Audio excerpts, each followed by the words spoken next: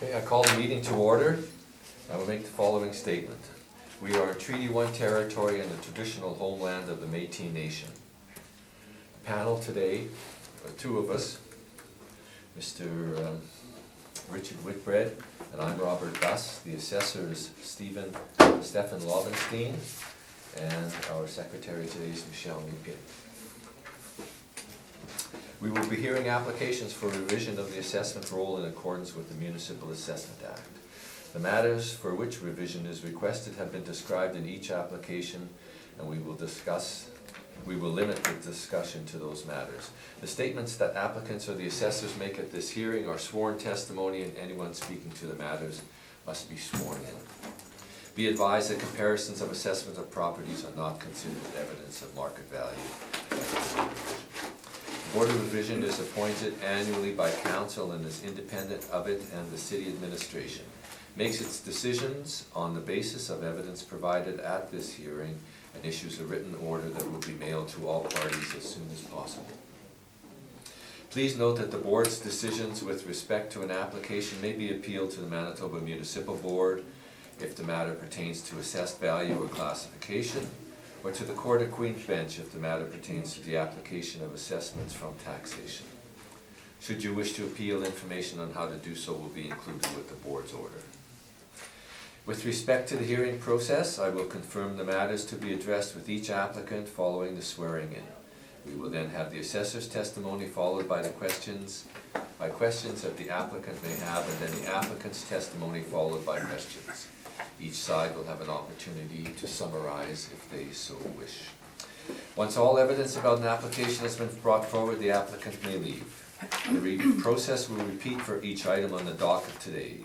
The session will close after all applications have been heard, and the board will then deliberate in private and make its decisions. You will receive the order by registered mail as soon as possible. As information, all public hearings are live streamed, recorded, and will be part of the public record. Swear in the applicants, please.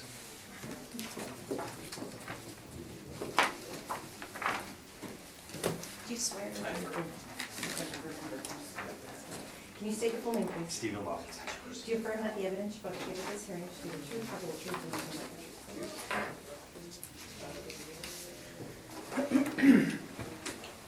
Do you affirm or do you swear? Swear. Can you state your full name, please? Sid Story. Do you swear that the evidence you're about to give at this hearing should be the truth, the whole truth, and nothing but the truth, so help you God? Yes, I do. Some water.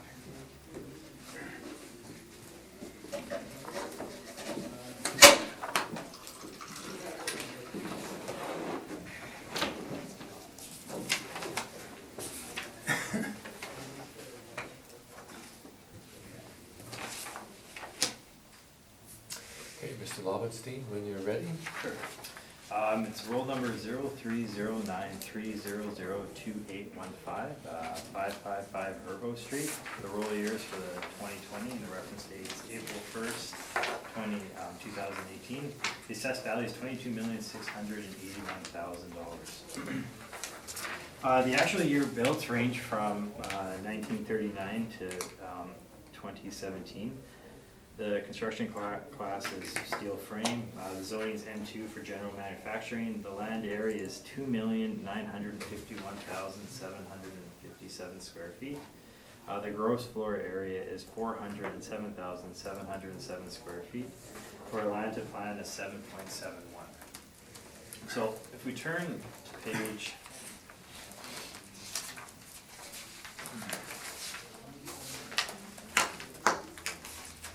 of my brief, you get an idea of where the location of the subject is.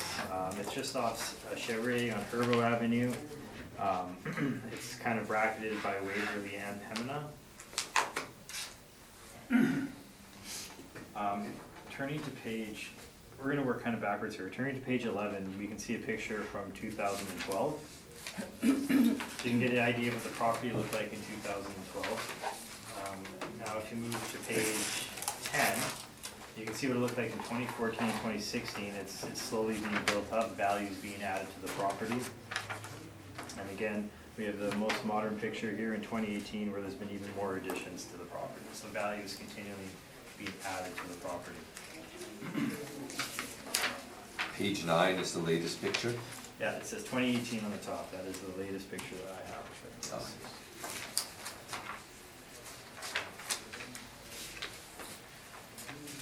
So turning to page 3 now, you can see the rent comparables. The rent comparables range from lease starts of 2012 all the way up to 2016. The lease terms range from 2 years all the way up to 21 years. The square feet are ranging from 5,000 square feet all the way up to 48,000 square feet. And I did this basing it off the mailer and what we have in NADVIS in a sense, and how we have the premises broken down. So obviously it's not the leasable area of 4,587 square feet. It's broken down how it's broken down within the property itself.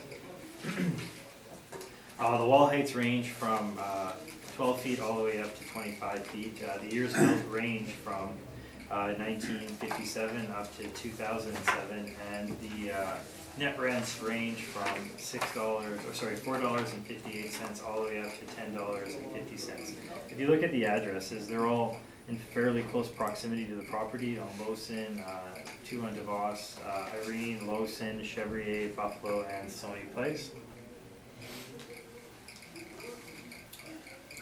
Turning to page 4, you can see the income breakdown of all the premises. You can see the leasable area and the potential rent at $2,086,971. We're applying a 2.5% vacancy for potential rent and a expense of 2% as well. And the shortfall is $3.75 to get a net operating income of $1,956,171. Turning to page 5, you can see the 9% capitalization rate. And so we'd be applying that to get a value of $21,735,233. We're also adding additional building value. This additional building value includes the spur line or the rail line. If you look on the pictures on page 9, you can see that there's a rail line running through. There's actually 2 rail lines. The interesting thing about the rail line is there is the rapid transit line that's being built for the buses beside the property, and they actually had to raise the rapid transit line to go over this rail line, because this rail line is used quite often. So that's something to take into note. I think you can get a better picture of it on page 12. You can see some of the train cars on there from the aerial views.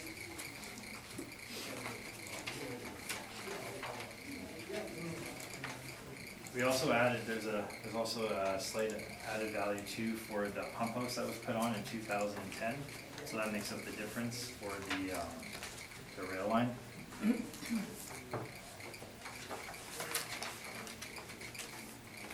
That value, so we are assessing the rail line at $787,789, and the additional value is for a welded steel tank built in 2010 for $148,000, for a total value of $936,000. This is legislated in under the Municipal Assessment Act. The rates are decided by them. The rates for the 2020 statutory, or for the assessment for spur tracks is $234,200. So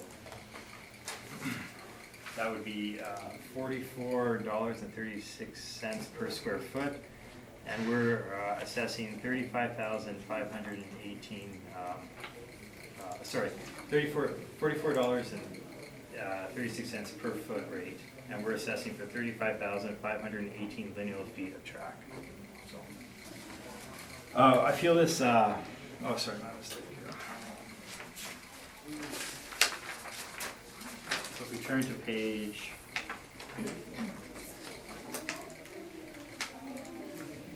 7 of the brief, you can see our cap rates, the industrial cap rates.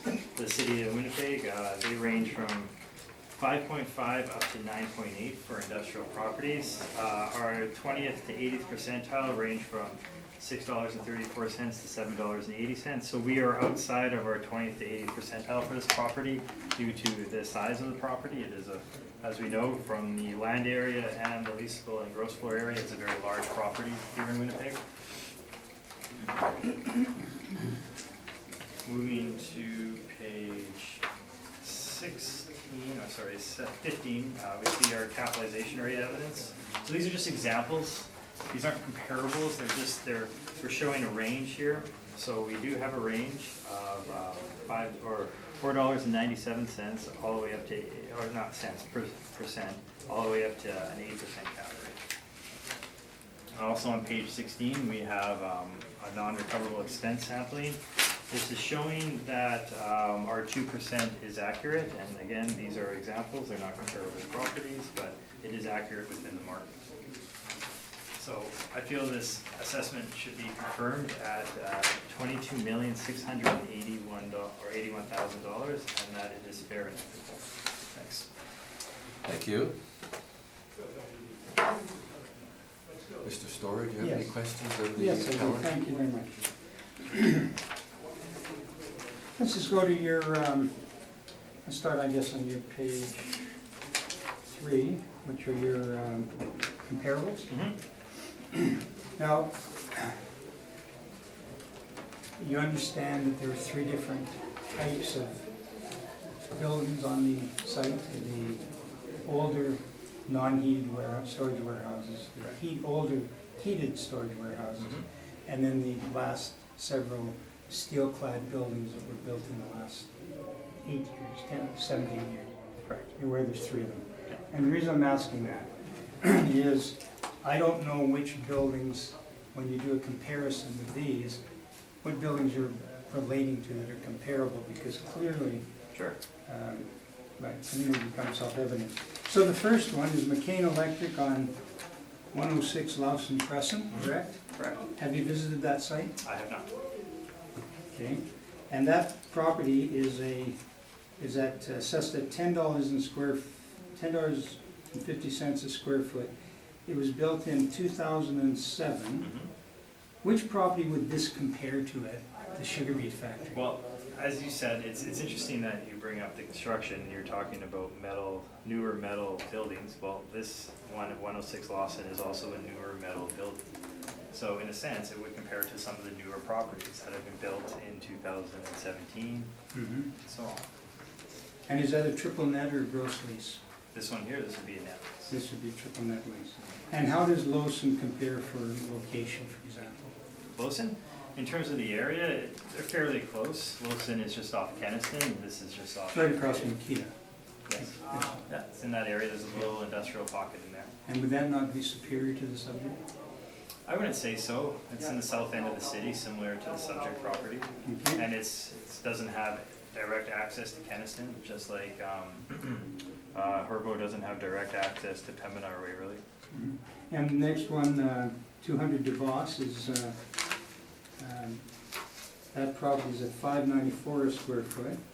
And what would it compare to, the new construction or the 80-year-old? Yeah, this one's another interesting one because it's got a very large land to building ratio similar to the subject property of 7.75. Right. It's wood and steel built. It's obviously a 1988 build. Again, it's not right on Pembina. It's off. It's close to the perimeter. Yeah. So. Is it heated? Yeah, parts of it are heated. Most of it's heated, I would say. Yeah. And if it did have, do you know who the tenant is? The tenant is Quick Coating. Right. And if Quick Coatings are paying $5.94 and you're suggesting there's excess land, they would be presumably paying more. The 5 would include the excess land, is that what you're saying about the land? It is something that could be taken into consideration. The excess land, from what I saw, I didn't look like they were using it. Okay. And what can you tell us about 101 DeVos? Yeah, another very similar type of property. It's got it's all gravel. It's not paved. It's got a very large land to building ratio, 7.48. It's metal frame, similar. It's 1974 build, 22-foot wall height. It's definitely not, it's not a superior property in its location either. So. Well, it's right at the perimeter. on DeVos and Temple, Yeah, correct? correct. And do you know who owns that property? I do not know who owns that property. Have you visited that property? I have, and it has been a long time since I've been there, but I have been to that property, yes. Okay. And are you aware that they have storage bins on site, they're included in the rent? I don't know if they have that included in their rent or not. It's also owned by R.S. Harris, It same is. owner, Good. okay? He also owns 106 DeVos, which is just across the street. 100 Irene, what can you tell us about that? 100 Irene's fairly close in location to the subject property. Mhm. It's masonry built, it's got a very low land to building ratio, it's considered a storage warehouse. Mhm. Do you know who the tenant there is? Bomiel Inc., I'm not too sure how to pronounce that. Okay. They're one tenant, and the major tenant is Parker Hannafin. I'm not too sure who the major tenant is. Are you aware Parker Hannafin is a publicly traded company on the New York Stock Exchange? I don't know how it's relevant, but Well, only because we have to wear hard hats when we visit the buildings at, these are our people that are doing motion detection and whatnot, controls for the aerospace industry. They're not, it's a different type of use, it's not similar. I can't imagine that this building relates to any one of ours, but the amount is $692. Carry on, Mr. 115 Lawson, right at the corner of Lawson and Keniston. Looking right there is IKEA, and that's Wallace and Wallace. Are you aware of that that? is correct, yeah. Okay.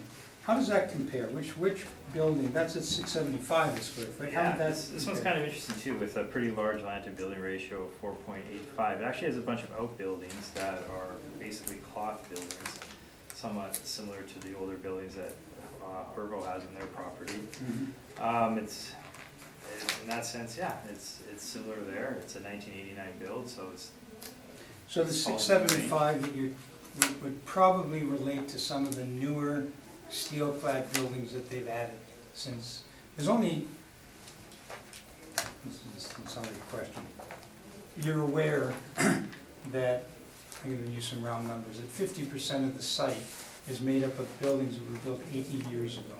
I understand there are And the some very balance- old buildings, yeah. And the balance of the site are steel-clad storage warehouses that have been built, I think they started about 260, to now maybe 215. And those are assessed in the range of $7 a square foot, the newer buildings. And the others are at lesser amounts, $250 for non-heated and $350. You're aware of that, right? That's- I am. And the reason I'm explaining that, Mr. Chair, is because I'm just trying to show that I don't know which of the three types of buildings that are in Yes. the sugar beet are reflected in these comparables, and the model. So that's why I didn't want to believe it, but I might a little further. And Epicure is 1436 Chevrolet, very, very similar to the subject. Correct. Yeah. And it too is like a cross-loading for building supplies and trucking Yeah, companies. it's a similar property. It's got a rail line running behind it, actually abuts the property. Does it Yeah. not? Yeah. It's got just gravel everywhere, it's not paved, it's similar ages, Okay. it's So smaller. if somebody is renting 36,000 square feet there, thank you, at 780, that would be similar to the new buildings probably. That'd be your comparable, it would have to be the new building, not the old building. Well, this is an older building, 1959 is the build, being rented out at The original buildings are 39, they're 80 years old. Yeah, but this is very close to 59. And the next one is Buffalo Place, and that's the Arthritic Society of Manitoba, Winnipeg. And that's at 650, and that doesn't really compare with any buildings on the Well, site. does it? what I'm doing is I'm trying to show an age, I'm trying to compare the square footages, Yeah. wall heights, I'm just trying to show a range here. So it looks like you're, with one outlier, which is McCain Electric, they look like they're in the $6 to $7 range. But The only thing with McCain Electric, I'm trying to show what a newer building is gonna rent for, which Herbo does have new buildings on. Mhm. But what about quality of construction, degree of finish? Well, this is have metal, you been this is inside? metal frame, just like the ones you spoke of in Herbo. Yeah. And have you been inside, see the degree of finish in McCain? No, I've not seen the Okay. finishes. But you have seen the degree of finish in the steel-clad buildings? I have, yeah. And there's minimal, if any, finishing? No, that, Offices and whatnot? in that one, in the one building I was in, there wasn't, no. But there are offices in Herbo, are there not? On the mezzanine? Right, okay. And, and the last one, and this one is interesting, $6.13 a square foot. And that's a high cube warehouse distribution center, fully automated. That's the Sony Genda Sand building at 1370. Yeah, It's 350,000 square feet on 20 acres, and it's totally geared to automation. Everything's plucked. So that that one is at $6.13 a square foot. that's correct. Is that correct? And 50,000 square feet. And that's a building built in 1970. So that, what is it? It's far superior to anything that on the sugar beet factory site. Would you agree?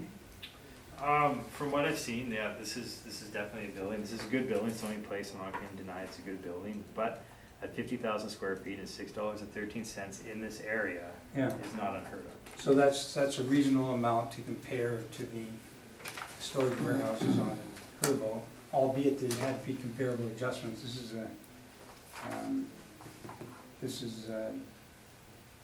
is state of the art. This has won all kinds of awards. It shows Sony Place. It's actually on McGilvery Boulevard, right? Yeah, it's Sony just, Place it's is just a off, service yeah, road. in a service road and you can go First to thing you McGill, see when right? you turn Yeah. off Waverly, there's Yeah. Genda, Sand, Sure. Sony. And hardly comparable, I didn't think. Now if we go to your next page, page 4, and now this starts to show, now these are your models, is that correct? Your That's renter correct. model? Yep. So they would have been developed by looking at like buildings, like properties, and building the model. Is that a fair comment? Sure. Yep. Okay. What's a like property to Herbo? Similar property, it looked like we were talking about the 1436 Chevrolet, backs right onto Herbo, has a train, gravel yards, Age Older. adjustment required? 1959. Okay. 20 years old, younger. 20 as you get older, 20 years a lot of You years. have brand new buildings on there from 2017. Storage warehouse. Okay, so when we go through your list, on page 4, I'm gonna make a comment, the 380 is what we, up until now, and previous, I went back, brought them back to 2006, had been treated at 350 a square foot, is that correct? It's now gone to 380? Okay. And everything in the 794, 744 range are the new construction. And the new construction, but they're $65 a square foot to build. They're steel warehouses with no finish, no basements or anything of that nature. So if we go down this, we can break out what is the newer and what is the older. And from the older, we can tell the ones that are $2.75, which are 3 from the bottom, that's unheated storage. They're not heated at all, and as a result, there's no plumbing. Is that correct? That's correct. Where do you treat the grain, or the storage bins, which were installed in 1962 on the site? Do you treat them as unheated or heated, or do you treat them as taxable?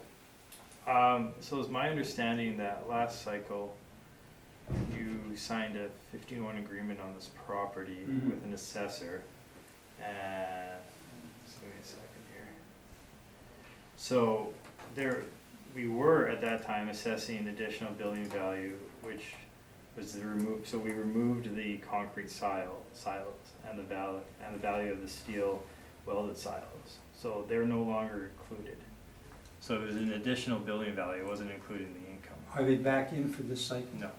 As Okay. I said, the additional building values, I broke it down before, was for the rail and for the welded steel tank. Okay, so there's one building there of 31,182 square feet that has no heat or water, correct? Yeah, correct. And there's another one which is half right in the middle of the page, 34,000 square feet, at 275, which again has no heat, no water. Right? Correct. And these 65,000 odd square feet have been there as long as I can remember, and I've been doing it since 202. So that's the old non-heated storage from originally, is that correct? It's my belief, yeah. Yeah. So all the others are how they make up the outbuildings, 9 tenants and different shelters. Mm-hmm. Okay, thank you. And then you've used a vacancy loss of 2.5%, which is quite different than has been used on the history of this building. And is that model driven, or where did the 250 come? That's model driven. And it's an owner-occupied building.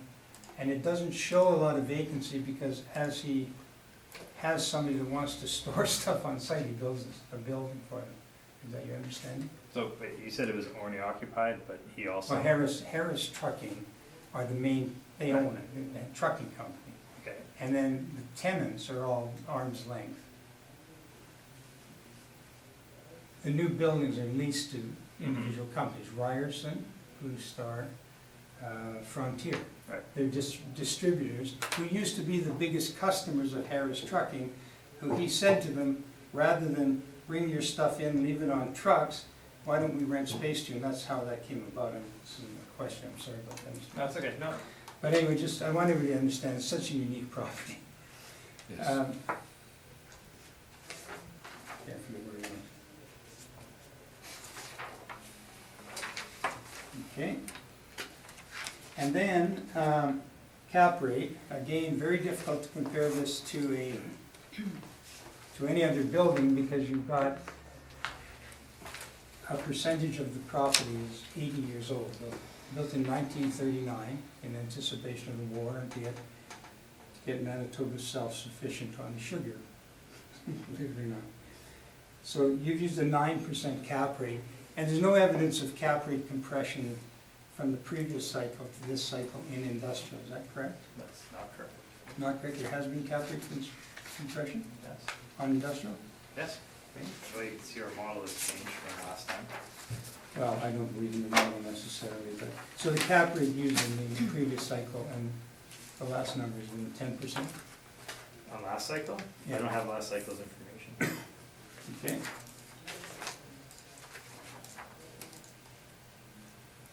You know what I did? I just think it was rebuttal. Spur line. Here we go. We've had a great deal of difficulty finding out, and you've been very cooperative, you've helped, I think you've run into the same difficulty. I don't understand. Spur line's been there forever. What gives rise to it all of a sudden being added as a value without going through a sub? It's always been valued.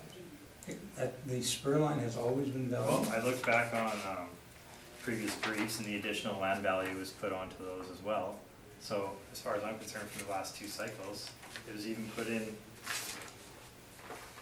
The spur line was put in previous years? You're sure of that? I've looked back on the two previous cycles and it was put in.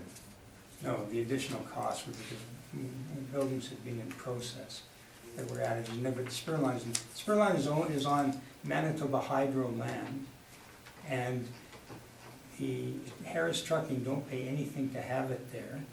They come in off the main line. Is this a question? Yeah, Or I'll maybe get you on to could it. leave it for your information? So just so we understand, you've indicated that the municipal act tells us that there's legislated amounts for spur lines, That's correct. and they're about 230,000 a mile. Yeah.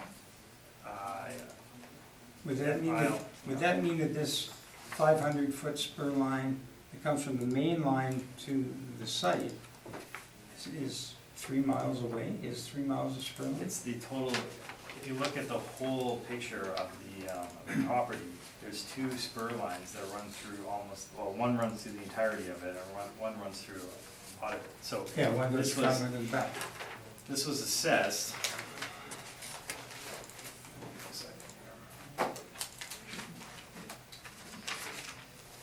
Yeah, this is assessed back in 1963, And the total for the lineal feet calculated was 35,518 lineal feet of spur line. And you're saying that that was assessed in 1964? That is correct, and it's been continued on. Does it say whose 64, land? 74, 87. Does it say whose land the spur line is on? It's on hydro land. So you're saying it's on hydro land, but it's in the middle of the Well, it's a property. it's a hydro easement through the property, and that's where the spur line is. Right, and Heard they- who gets to use that spur line? They pay for it, Harris does, they get if they need it, they get 3 drops a week into the site, off the main line, that's the spur line, and they pay for So it. they have a lease for it?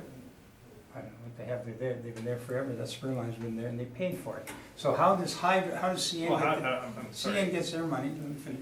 CN gets their money by charging them freight, Okay. and they go in 3 times. So I think that something like this should be added as, by way of a sub, so it can be properly adjudicated. I don't think, you also indicated that you've come along and taken $1.5 million and done 50% depreciation. Where'd that come from? 50% depreciation started from 1963 from my evidence here, they put it in right away. I looked into it, I'm not 100% sure why they are putting in 50% depreciation. They Okay. maybe should be putting any depreciation on it, I'm not too sure. Okay. And can you acknowledge that Harris is not getting any rent for the spur line? Well, they use it. Why would they, it's their Is it spur line. they do it because railroads put spur lines in so they can sell those people freight. That's what they do for a living, they sell the freight. Okay, we won't get into that. I think this, and then you also mentioned that there was a steel tank built in 210 that's now gone, because nobody knows what it is. Where would it be? It's my understanding that it was on one of the newer buildings that was built. And it's $148,000 in $210, today's dollars, fair market value. Is it generated revenue? That is the cost that we put out was $148,000. And is it still there? That I can't answer, unfortunately. I don't see why it wouldn't be if it was built in 2010. Oh, they took it out, they didn't need it. Okay. If they have it, they don't know what it is. Okay. I think that's enough. Thank you. That's your questions? Yes. Thank you. Richard, questions of the assessor? Page 3 on your brief, those rents, are they actual rents or are they model driven rents? These are actual rents. Okay. Yeah, these are what the model is based Yeah, off. Just Yeah. wanted to confirm. Yeah.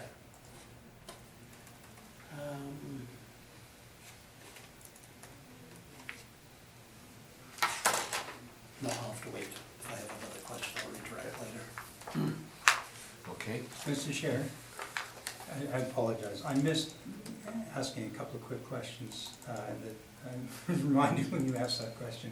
Might I ask? Yes, go ahead. Yeah, page 14 of your brief. This is a questionnaire that's supplied by the owner. Okay. And you're aware that the rents that they quote here are semi-gross rents. The only thing they collect, you can see by it, is they collect the ones that will pay, they pay off a base year tax. Okay, so You aware of that? they did mark net leases, but it is strange that they marked net leases considering Harris Transport is the owner of the building, Yeah, so. but they're on ahead, they have a lease for 100,000 square feet.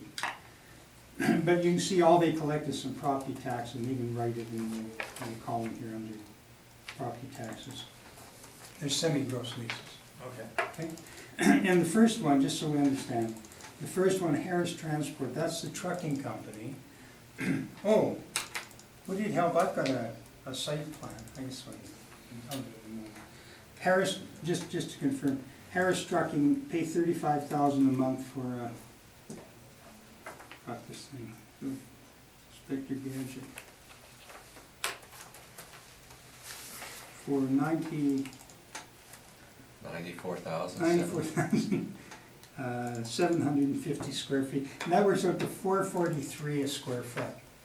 And that's all, picks up all the old buildings. Is that your understanding? 443 a square foot? Yeah, I'm just giving you that calculation. You do it. And then the next one is Handy Transit, and they just rent 2,700 square feet, and they park their Handy Transit, they're almost stretcher deliveries, because they want to park in, so they pay $12 a square foot gross. That's the second one. And I could ask you to explain each one, but it's easier if I do it this way, I think. And then the other one, the next one is Providence, and this is the one I was asking you about. Because Providence are the 5 grain silos. They're right at the, as you pull in, they're built in 1962. And they show them as being rental, having a rental rate of $880. And then Manitoba Hydro pays $674, and again, these are semi-gross. Blue Star pay $910, Ryerson pay $850, and Frontier pays $8. And if you allow another $1 or so, you'd be in the $7 range. Does that seem reasonable for the newer buildings? That's not what they're stating here, but, What are they stating? well, what you just said, like, you wanna allow $1? I'm No, not. no, what I'm saying is that if we were looking at this as a typical industrial park, which it is, but it might be, albeit dated, it would probably have common area, the taxes alone, if your assessment holds, the taxes are $1.25 a square foot. These are base year taxes, you don't recover them all. It's $500,000 a year tax. So, and your common area, which would be maintenance, insurance, they even have a security door, like a gate, a secure gate where a guy sits and records if you're coming and going. Those common areas would be probably $1.50 and $2. So that's what I'm saying, that these are, that if you look at these leases, which are in the $8 range, and knock off $1 to get to triple net, then the comparables you gave us, with the exception of McCain, seem reasonable. Although I believe they're all superior. Okay. So you're just, I wanted you to be aware that those are triple net. And you don't know in your brief where the grain bins are in this, Like the silos? the silos? Yeah. I don't mean physically, I mean in your Well, page. they're On your not page 4. included in any of the values. You're not in the value, No. okay? Thank you. Thanks, Mr. Chairman. Okay, thank you. Mr. Chair, may I come back with one question? Yes. Did you calculate a weighted average on your model rents? But you want like the overall, like, Just if you have it. I don't have it, no, but we can, I can find it, I can do it for you if you like. No, no, don't worry. Okay. Thank you. I have it if you need it, sir. You have it? I'm gonna try. If you have it, Yeah, that's- $6.82 Thank you. is the weighted average if you use it. And if you just look at Harris alone, it's $4.40. That's the old buildings. Yeah. Thank you. Could you said there was 3 types of buildings. Could you go over them again for me, please? I didn't say, that was what, I thought you had said there's I basically said- 3 types of, I said, well, no, what I said is that there are, what was said was that there's metal construction buildings, okay, and then that there's the cold storage buildings. So there's like basically what was said, that there's unheated older buildings, there's unheated newer buildings. No, they're all heated. They're Newer all heated, buildings so are all yeah. heated. New, 65,000 square feet of unheated old. okay, and well, here's the break, we have heated storage, we have office, there's unheated storage, new unheated No, storage? no new unheated. No new. all the buildings are heated, you said. They're all- Okay. No, the new buildings, Mr. Chair. The new buildings are heated, not the old ones. So was that the question you were looking for, or is it? Okay, well, let me, sort of, we have some newer metal buildings, Correct. and we have some old buildings, a couple that come up to about 65,000 square feet that are cold, used for storage. And then we have there's office space, type Yeah, thing. there's some office space, yeah. There's about, I would say only 3,200 square feet of office space. Not very Overall, much, there's yeah. 13,000, and Overall. it's the old buildings, the old heated buildings. Okay. And it's the same 13,000, been there for 10 years. Okay, thank you, Mr. Story.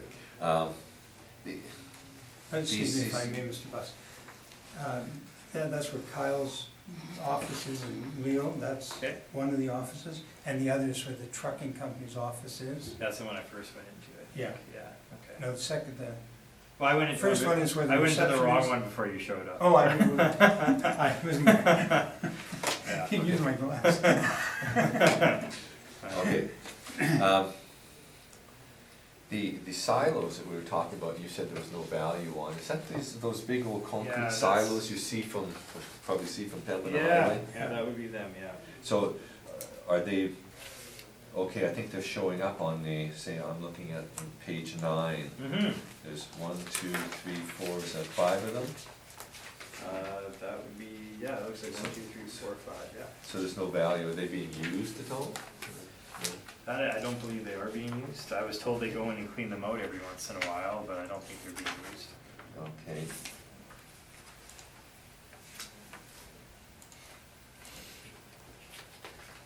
And there was some talk about a steel tank. Did we get that straight? Is there value added for a steel tank? Yeah, Is there it was there? $148,000 added for a steel tank. That's, well, it's a steel. Did you appreciate that as well? Mr. Story? Oh, But it's on the property. There was some question about whether it was Yeah. there or not. Yes. Unfortunately, I didn't have time to locate it, but I believe that it is on the property, yes. And the leases that you're showing on page, Mr. Story was just questioning you on, was it page 15 or 16? 14? 14, those are semi-gross leases? They're put down as net here, as you can see with the X's are put, so that's the knowledge we had of them. Mr. Story has said that they are semi-gross leases. Okay. The hydro, MB hydro lease, what is hydro doing? Do they store stuff as well? I'm not 100% sure what Hydro does in there. I believe they must be renting out some storage, I would guess. Okay. Did you inspect the property? I did. I went around with Mr. Story, and Mr. Story drove around the property. We looked in one building. We got an idea of what a new steel frame looked like. Could you point out to me where the rail line is? I see one here, it's coming You in. know, a better view might be on page 12. You get an idea. So if you look at the top picture, you can see the silos, Yes, and then you can see it says 555 Herbo beside the silos. yes. Okay, the rail line comes in behind there, so that's heading, so the rail line would be coming in basically where Pembina would be, from that direction. So you can see them entering. From the right? It would be, if you're looking at it from here, this would be left to right. Pembina would be here, Waverly would be here, if we're looking at it. It'd be like coming south, you're like viewing south right now. Okay. So, then you get an idea of how the spur lines come into the property. And then since it's such a large property, I couldn't bring it across. Maybe I should have done a landscape mode, that would have been better. But this continues it all the way, on the bottom page, you can see the rail line continuing all the way to basically the end of the property. Okay, Mr. Chair, this just is hot off the press from Barnes and Duncan, it's a site plan. Can I Okay. ask Stephen if he's okay with it? you can present it and then Okay. we'll have Show then your- we'll be able to see, yes, and then I'll ask you some questions on it.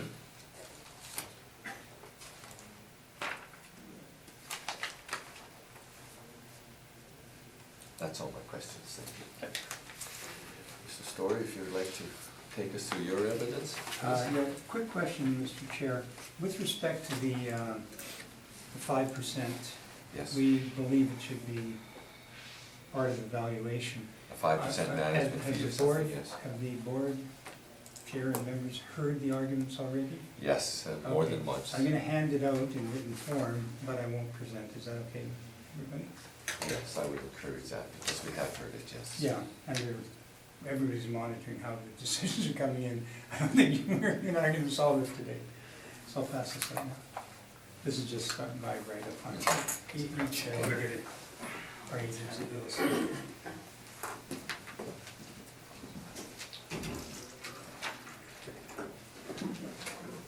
Should we take a, you want to wash it quick? Hold it, wait till she's finished, and then Okay. we'll adjourn for a second. if you like. Thank you. I'm just gonna give you back the spare copies. Thanks.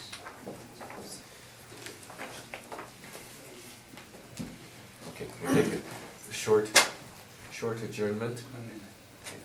I call the meeting back to order, and we will begin with Mr. Store's presentation. Yes, I'd just like to refer you to our brief, the Fairfax brief. Yes. And you know the property description. Let's go to page 5. And page 5 is our position relative to the assessor's position. And this is the assessor has suggested the $404,587 be a blended rate of $5.16 a square foot. We're actually not much different. Our suggestion is using what we have used forever and has been approved by this board a number of times, is $477. It's $1,000,009, it says it's $2 million. We've suggested a 4% vacancy, and that's based on closer to what has happened on this property in the past. 375 shortfall, 10% cap rate. I didn't ask the assessor to confirm, but perhaps you can in your questioning. This is on the province of Manitoba contaminated impacts site, so that's, I think it's kind of a given because it costs $10.2 million to remediate a portion of this land that was affected by the sugar beet factory by Hopewell, who bought it. But it's on, with respect to cap rate, it's a contaminated site. It's contaminated with lye. They use lye to clean the mud off of the sugar beets. Used to lay it out in the yard, which you'll see in a moment, and the site is contaminated as a result. It's on the list. In addition to that, it's a Manitoba historical site. It was built in 1939, so it's on the historical list as well, which just means you have to get suitability certificates to be able to do any major buildings or any changes to existing heritage buildings. So these are just encumbrances against the property. Using our determination of market rent is 1.9, 4% is 77. Shortfall, and we believe that the 5% is a non-recoverable cost. The board has heard the arguments, we've presented our arguments. I have a different set of arguments for totally single tenant owner occupied, whereby we go by the cap rate. That's not the case here, so we're suggesting the 5% be reinstated. That's part of appraisal theory. It's not, shouldn't be us sitting here arguing appraisal theory with a board of revision. If you look at the bottom, what we've done is given you the breakdown, and Mr. Chair asked a question about what kind of buildings there are, and this will kind of explain it. You have older offices, and this 13,671 goes back, I know they've got 204 here, it was there then. And this is in the older buildings, heated older buildings, they created office space. And we used to treat them as a C suburban office. So it's somewhere in that range, so we've used $750 as a market rent for that space. It's 13,671 square feet. The older heated storage is 122,000, and older heated storage was determined to be at $350 a square foot. And then there's new heated storage. We talked about that. These are the new buildings they've built. Sean, maybe I'll ask you to pass that down. There's one extra building on here now that was post-reference here, but it's a small building. So the new heated storage, we're using $6.08, and if you go back and remember when we went through the rent roll, the gross and semi-gross leases are $7, $8 a square foot. You have to knock out $2.50 or $2 for the common area taxes. Taxes alone are $1.25. Hopefully it'll be $1 after today. So we've used 608, we think that's reasonable, given the circumstances and the nature of the property. It's fairly rough space, it's not pristine facility. And then the old unheated storage, and that's 65,929,292, has been there right from the outset, and that's some of the garages and whatnot on site, the older property. So the total is 404,587. We've agreed with the assessment department that's the right value. So the only difference is we have the older heated storage, and these are storage warehouses. They have minimal, some no finishes, and none would have 25% in finishing, I don't think, but I'm not sure. So I've been in all of them, but I just can't remember, I know that it's very sparse. So that's how we've worked out our number of 1,292,000, so that's where we are with the rent. If you turn the page, it's the same write-up, but at the bottom, this is model vacancy. Now, going back to 212, the office was at 7%, then it went in 214, it went to 9.5, then 10%, 9.5. Now the city came out this year at 2.5. We're suggesting 4. We think it's reasonable, and we're asking the board to consider that. Heated storage, 4, 3, 2, 3.5, 3.5, and 2.5. And that's because he's his own customer. Harris Trucking use all these outbuildings for storage. It's called cross-shipping, so a big truck comes in and they download it into a smaller truck, and sometimes the stuff is stored.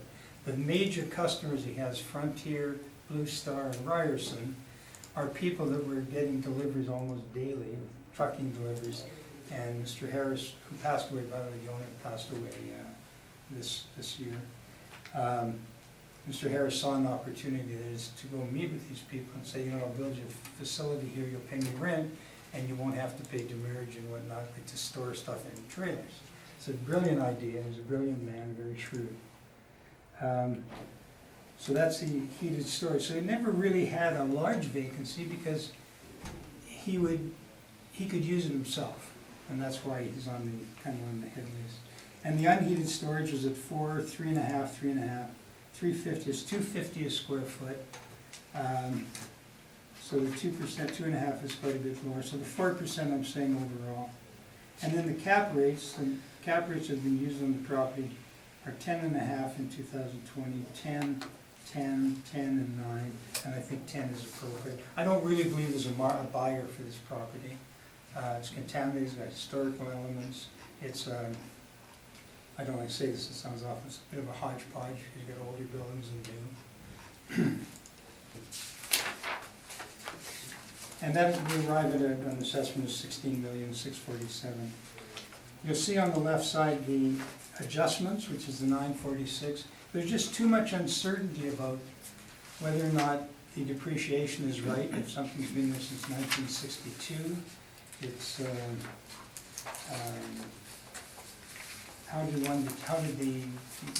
it's a steel tank, how would you depreciate it? How did they arrive at 50% for the real line? And I would suggest and ask the board that the city be required to issue a supplement where they can explain it a little bit better. It's very confusing. The owner doesn't believe that he owns the spur line. It's owned by CN. He believes it only comes in 500 feet into his property, not 3 miles. And there is trackage running through the site. There's always been trackage running through the site. The one it's actually just outside of the property, that's the hydro easement. That's by the main gates as you come in. So I'd ask that no value be assigned by this board to the spur line and or steel tank, whatever it is, a storage tank. I'll go on the next page. Is just the city's workup on this. If you go, this might help solve too. Let's go to page 15, gentlemen and ladies. Page 15. This just shows you how the site has evolved over time and why we have these different types of construction. From 1939 to 49, 88,000 square feet were built. And just for put this in perspective, in 1939, the cost to develop the sugar beet factory, 1939 was $2 million to build it. The province of Manitoba went to farmers and enlisted farmers to grow sugar beets, and they encouraged 600 of them. They started the sugar beet factory. It operated until 1997 and was put out of business by Roger Sugar, who have a monopoly, and they did it through tariffs. So it closed in 97. So from 1939 to 49, 22% of the site was developed, so that's how old that is. 1960 was 42,000 square feet, 1970 was 26. So you've got over 40% of the site is pre-1970. Then you can see the new construction. These are the tenants, the Blue Star, Ryerson, and Frontier. And they built one of the buildings in built 56,000 between 201 and 210, then more current, and now the last. So that gives you an idea that 100% of the build-out is in the old heated buildings, which go back to 39 to 49, some in the 60s and 70s, the unheated, and then the new construction. If you go to our photographs, you'll see the overview of the site. And the site is it's a Harris trucking depot. And as a result, they need all the land. The city has never felt that there was an excess land calculation. As a matter of fact, the city, and they've been notified, is they have the acreage wrong. It shows a 69, it's only 49. But it doesn't matter. I talked to Stephen about it, and he agreed that they weren't using it it was used on an income approach to value, so they weren't asking for the excess land. You can see at the bottom, on page 17, this is the interior track that runs through the site, and this has been there forever. That's not a spur line, that's their own track that runs through. Let's see, and accesses it. You see the track. Go to the next page, and there is a bit of a problem here. This particular, the 5 storage bins were built in 1962 to store white processed sugar beet sugar. They now use it for feed supplements. They do use it. They use it for storage, and they pay for it. And that's on the rent roll under Providence Grain. If you go to the, I'll get to your rent roll in a minute, but just so you can look at it. And they've actually worked out a cubic footage of this as well as a square footage. But it's the, on page 14 of the assessor's brief, it's the 3rd one down. It's called Providence Grain. And that's a small office, plus they have there's the office sign. You see Providence Grain, right? There's a small office, right here, by the silos. Yeah. And there's the silos, and that's what they do. And what they do is, all they do there is they bring supplements in, feed supplements in big trucks or trailers. They auger them into these things, and then they take it out and redistribute it. It's called cross-docking or cross-shipping. It's very common. Is there a market for grain bins? I don't think so. I don't know how you'd value them. I know that we have a situation, a lot of this stuff is on Keniston. If you look on Keniston, there's 2 big cement silos like this as well, and in the old in-on cement. They haven't taken it down because the demolition cost is so extraordinary. They're not used at all.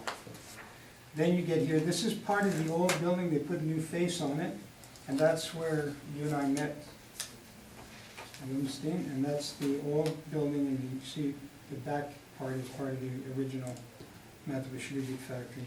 And Providence Grain is in there, in that little area we met. They just share some office space. But they're the grain bins. If you go back to the next one, page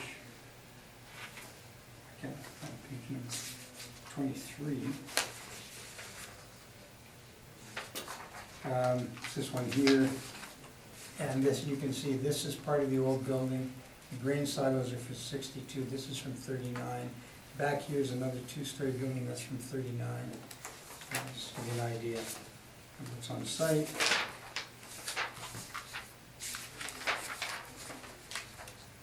This is, the grain bins would be right to our right. This is part of the old, this is heated storage, and Providence Grain, and then I don't know who owns the boat. And back here is Handy Transit. They have they want a place that they can dispatch their drivers in the morning, and they want to leave the vehicles inside because they've got some pseudo quasi-medical equipment on them. So they rent the small building, they pay $12 a square foot. They're probably a very temporary tenant because they can be anywhere. But they're there now. It's Handy Transit, you see the vehicle. Go to our cap rate study, and again, these cap rates these are not investment grade. Nobody would be buying these for pension funds or REITs or anything of that nature. So there has to be a premium on the cap rate. If we were using it as a standard industrial property, our cap rate, if it were normalized without the additional issues, it would be 8.5. We would use 8.5%. We would add at least a point for the contamination and at least a point for the heritage aspect. So the 10 is not unreasonable.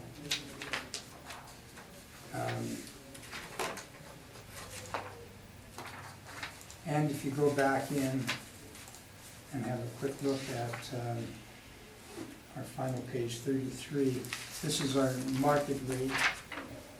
Now we do, some of these are in the south end, the majority are in the north end, but they're industrial warehouses, and they average 5.5, 5.15 is average, 5.17 average rent. And if I can, I'll pass out some rebuttal on. Yes, please. Did we do that already? Mm-hmm. Okay. Oh, and just the Barnes and Duncan, just so you know, that's the site. Did you see it? Mhm. Okay, and then we'll pass this, so this will be quick because this is just on the comps, and the comps really are, we've kind of gone through it, but I think it's important that, you know, at least by having this, the board will remember which buildings are which buildings. And Lawson runs parallel to Keniston, right where all the action is. The first one is McCain Electric. It's, I think, a far superior location. It was built in 2007. So it does relate to some of the newer buildings, but not to the, certainly not to the older buildings. And it has a much, much higher degree. It's not a green distribution warehouse, it's an electrical contracting place. I've been in the front door, but not in very deep, so I can't tell you much about it. But I think it's far superior to the subject. Next one is 200 DeVos, and it's, this is very similar. It's a yard like ours. It's got, it's a, I think it's a single tenant, and it's $5.94 a square foot. Not dissimilar to what we showed you at, we're using 608 in there, so it's not unreasonable. This is an interesting one, gentlemen and ladies. This is 101 DeVos. This is exactly the same owner, a Harris Trucking Company, who do exactly the same thing. But their lease is very interesting. It's been at this board, and it's, I think it's coming back. We do it every year, so I'm sure it might have been done already, but we're going to be doing it. And the rent's $4.58 a square foot, but it includes, and I think there's 20 of them, of these storage tanks, and they're very, very expensive. And the assessor mentioned about they had excess land, and they're paying for them their lease, but they need it because this is for birdseed. So what happens is the big trucks come in, semis, and they fill these bins, and then they're augured out into smaller, they're put into bags, and then they come from here to this area where they fill them, and then the semi-trailer leaves from the back. So you need that much for the turn radius. We've gone through that. But in any case, that's a very attractive site. You can see it's $4.34 58, 458. 458. This is our workup. I think the city this year, and I'm not sure, we'd have to check that, but I think the city this year is using 440 for that site. So it just shows that's where the market is, I believe. The next one is,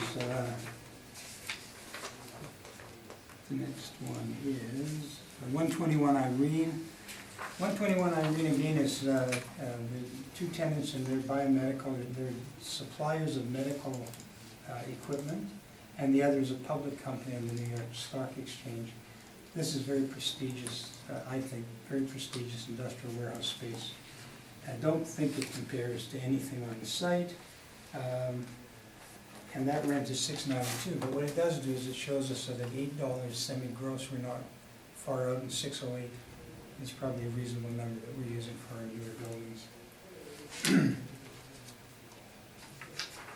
The next one is 115 Lawson Crescent. And that's Wallace and Wallace, we all know them, and there's Cal Tire beside it over here, and an A&W, and right at the bottom of the page is IKEA. It's a pretty solid location in the city of Winnipeg, far superior to the subject. And that particular property is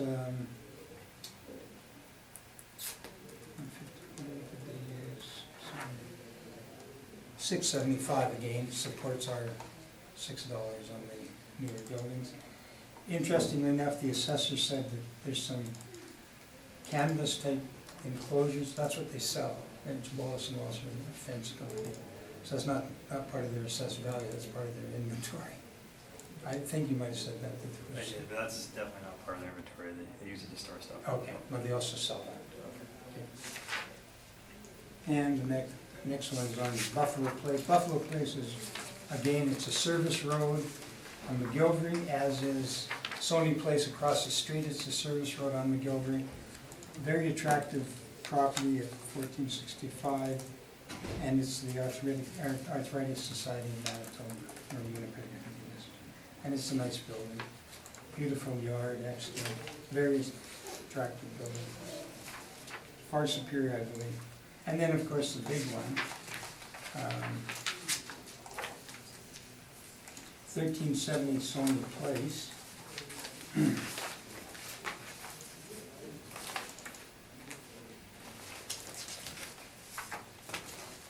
And that particular, I read some of that information, I think. Here it is, here, 13, High Cube Warehouse Distribution Center. It's still, although it's built in the 70s, I believe, it's still state-of-the-art, considered to be state-of-the-art.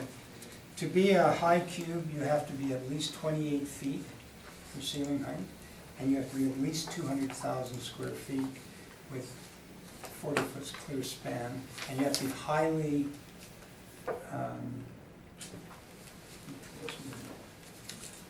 you have to have state-of-the-art technology, and they use this for stacking. It's really not comparable to the sector, how they put it in. And it's at $6 each unit. That's 160. It's a term they use, sorry. Oh, by the way, that site is, the actual building, when you take the mezzanine in, the actual building is 380,394 square feet on 20 acres of land, fully air conditioned and fully sprinkled.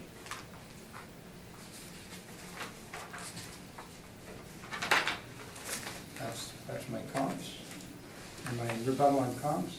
And then I'll just go through this with you quickly, and then we'll be able to move on. One of the tenants you'll see in the print roll is Harris Rebar. And they have a business in rebar, which is rebar building concrete and barriers. And if you look at your barns, there's a new building, that's the reason we had a sup, the last sup. But at the reference date, this building didn't exist. And this was 5 acres of just, they used this asphalted area, but they had it all stacked. It was outside stacked storage. The next part moving over in here, this is part lot one, that's the trucking company where they park all the trucks and trucking head office and whatnot. There's the old bin with the silos, you've heard enough about them. There's some of the new steel down here. So Harris Trucking essentially has stuff up here, here in the back stuff, the back buildings are the steel clad buildings. I'm not even sure if you can see them, to be honest, from the front of the property. I think that's all I have. I could talk forever. If I did too much, I apologize. But it's a very unique spot, and I think that we have to be consistent. The assessor did mention that they have added buildings over the many years. Well, if I pick this one up, which is 214, the assessment was 6 million. Today it's 20 million. So yes, they have added buildings. I'm not sure if they've had that much in buildings, but we're suggesting 16 million is reasonable. And I think with that, I'll take questions. Thanks. Thank you. See if the assessor has any questions of Mr. Story? Got the questions. It's just, your rebuttals, sorry, I just noticed that you skipped over 1436 Chevrolet Boulevard. That's a good one. Hang that on, was- I didn't mean to. Oh, that's used to be Building Products, it's Expo Creek. I mentioned it in the dissertation. It's very similar, Right. but it's newer. Yes. Okay. It's almost, Right. it's on Chevrolet is a better street than Herville, but it's very, very close. I did mention that. So, That's a you great. say, you said it's newer. 1957 build, okay. But you list on your page 15 of your brief, all the square footages and the years built. No, that's that's a questionnaire. That's what the owner supplies to the city. On page 15? Oh, You that's have your brief? Oh, that one, I'm sorry, yeah, I knew it. Just a minute. Okay. Yeah, the years built, yeah. Okay, so you have listed 2001, 2010, 2010, 2015, 2016 to 2018. The square footages and the percentages, when you add up those percentages, what percent do you get? For those Well, it looks last like it'd be 46, 50, over 50%. You get closer to 60%. Yeah, well, I indicated earlier, the first thing I said to you was that we're assuming that 40% is the old, and 60% would be the new. Right, That's how that works. so 60% of it's newer built. Yeah. Right. Okay, so 1957 is much older than 60% of your buildings on the property, and it's still renting, or 1959, sorry, it's still renting $7.80 a square foot of a property that you said is very similar to this one. That's correct. Okay. Yeah, we're using $6. You gotta remember, if you look at the buildings that Building Supply had, they're not throwing up $65 a square foot buildings. Those are much better quality buildings. Some of them mezzanines of offices. These are storage warehouses. They're really just providing shelter, in my opinion. You also mentioned this is designated a historical site? Do Yes, you have- some do you have Manitoba information on historical that? sites. Do you have- No, but you can find it anywhere. Could you, do you want to go in just on there, just punch in Manitoba Historical Site, 555 Herbo. I can show it on the phone. I didn't print it. I thought everybody knew it was historic. That's all right. If you I don't say, have it's- a if you list, say but it's on I'm the under historical oath, list, And it's on the Manitoba yeah, Historical. that's good enough. We don't need. Properties list. It's a Yeah. sugar beet factory initiated by the Second World War to take away our dependence. That's what history is. Yeah, we'll take your word for it. That's, Okay, so you supply some rent comparables at your back, and you say the average rent is $5.17 per square foot, Which page are you on? and you're using $4.77? No, your model, the model for this year, your model is 516 a square foot. Right, and your page 33, you have rent comparables at an average rent of $5.17. Oh, okay, yeah, this is our generic, yeah, not for the site specific, but for just this is an industrial market rent Right. summary for properties, I should mention, built from 1960 to 1990. So you would have to determine for years what an effective age Okay, is. so, but as you mentioned, this is the site's mostly owner occupied, so how did you come up with the lease rate of $4.77? that's all right, Mr. Story. It's just, yeah. that's good, we take your word for it. Sorry. That's fine. that's Did fine. you want to see it, Steve? No, Phones are yeah, not to be I'll, used in the I can event, check my so- Oh, phone we can't later. use them. Yeah. Sorry. Sorry, maybe repeat the question. Just, basically my question is, it's mostly owner occupied, as you mentioned. The old stuff is all owner occupied. It's all owner occupied.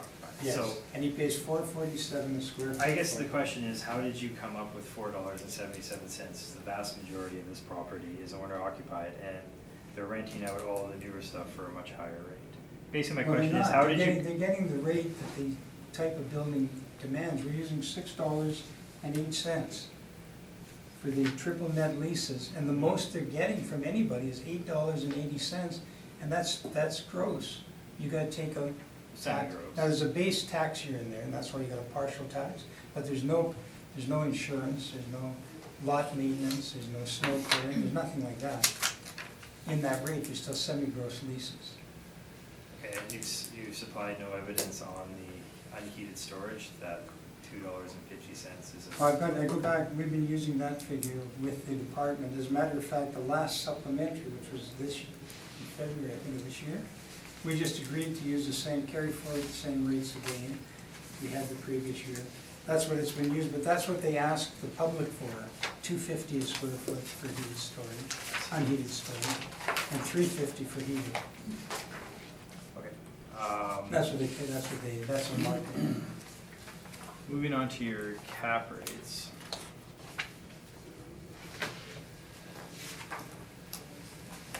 So in your cap rate study,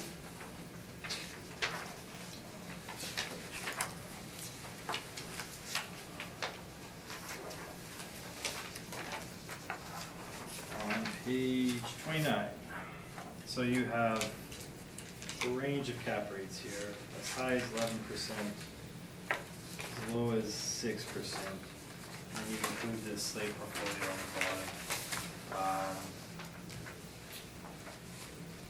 Do you put a lot of weight on the slate portfolio? No, none. None? So why is it included in your? So we can speak about it. Slate, we represented Huntington who sold to Slate, and we have been unable, this is a $47 million purchase. We have been unable to verify how that breaks down by property, and that's why portfolio sales are not generally used in cap rate analysis. And we put that in for interest only, but we're not relying on it. So you're not relying on. And we even indicate it's only part of the 15 properties, we don't even have all the properties. So we're not relying on it at all. It's more for information, we should actually take it out. Okay, so, there's a couple properties here, let's see here. So the Poplar one, you have at 10.44%. This was owner occupied when it was sold, so I'm just questioning, like, how did you determine an income from it? Well, use owner occupied properties are sold all the time. Sure. Cap rates are developed from them based on what somebody paid for them, using your typical market rents. So use typical market rents. Yeah. Are you aware your Richard one that you have on here has been before the board and it's been showing that it's related parties? I wasn't aware of that, but if it is, we'll take it out. Okay. We're not relying on this, we're using the fact that there is no cap rate study that handles the sugar beet factory. So in your Heritage opinion, contaminated site there is no market for this other than Mr. Harris. so there's no market for it, so how did you come up with the cap rate then, basically? It's a cap rate that was decided at this tribunal over many years. And it tells you, we go back and in our brief, we show you when those were determined. They were adjudicated by this, I believe, taking into consideration the contamination, the age, the condition. That's how it was determined. It's outside of the. So you're not relying on any of your cap rate evidence? That's just there to support the fact that this would be a start for an industrial cap rate on the non-investment grade industrial cap rate properties.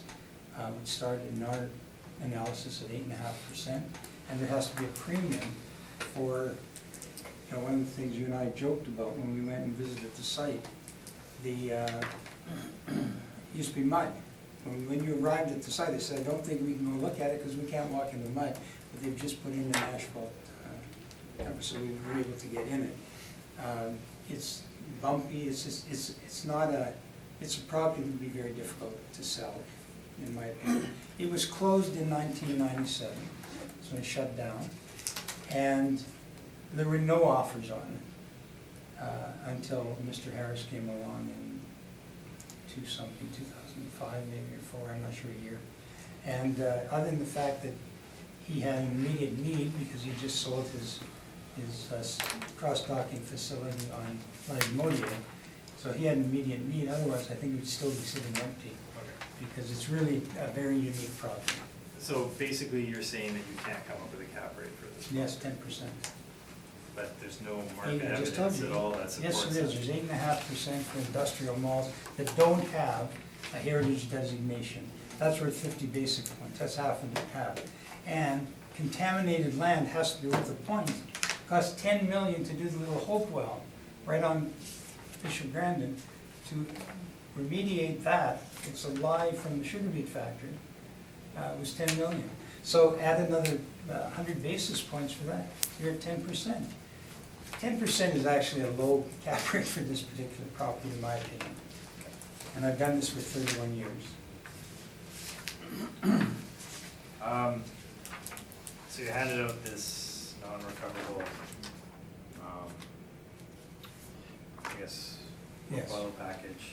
Has this exact package been presented in front of the board before, or is it? Well, no, there'd be changes to it, because ordinarily we put in the actual, no, that one, not exactly. This is more generic. I didn't receive this with any of the information briefs or anything when you No. showed it? No. No. Okay. I thought we had talked about it, but maybe we didn't. No. Okay. I mean about the 5%, because I think when we met on the site, I think I told you that we were pursuing that. That's why I asked the board if they'd like, I can go through them. I think they've heard. You've heard it all before. I don't have a rebuttal package for this specific one, so again, I'll just, I guess, speak to it quickly where,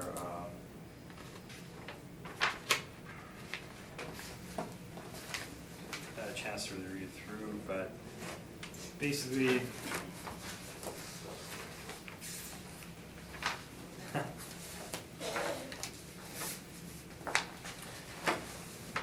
We've heard although I maybe haven't read this exact one, but I have heard the general argument of the 5%. I think it's pretty general, it's not specific to Okay. any particular property.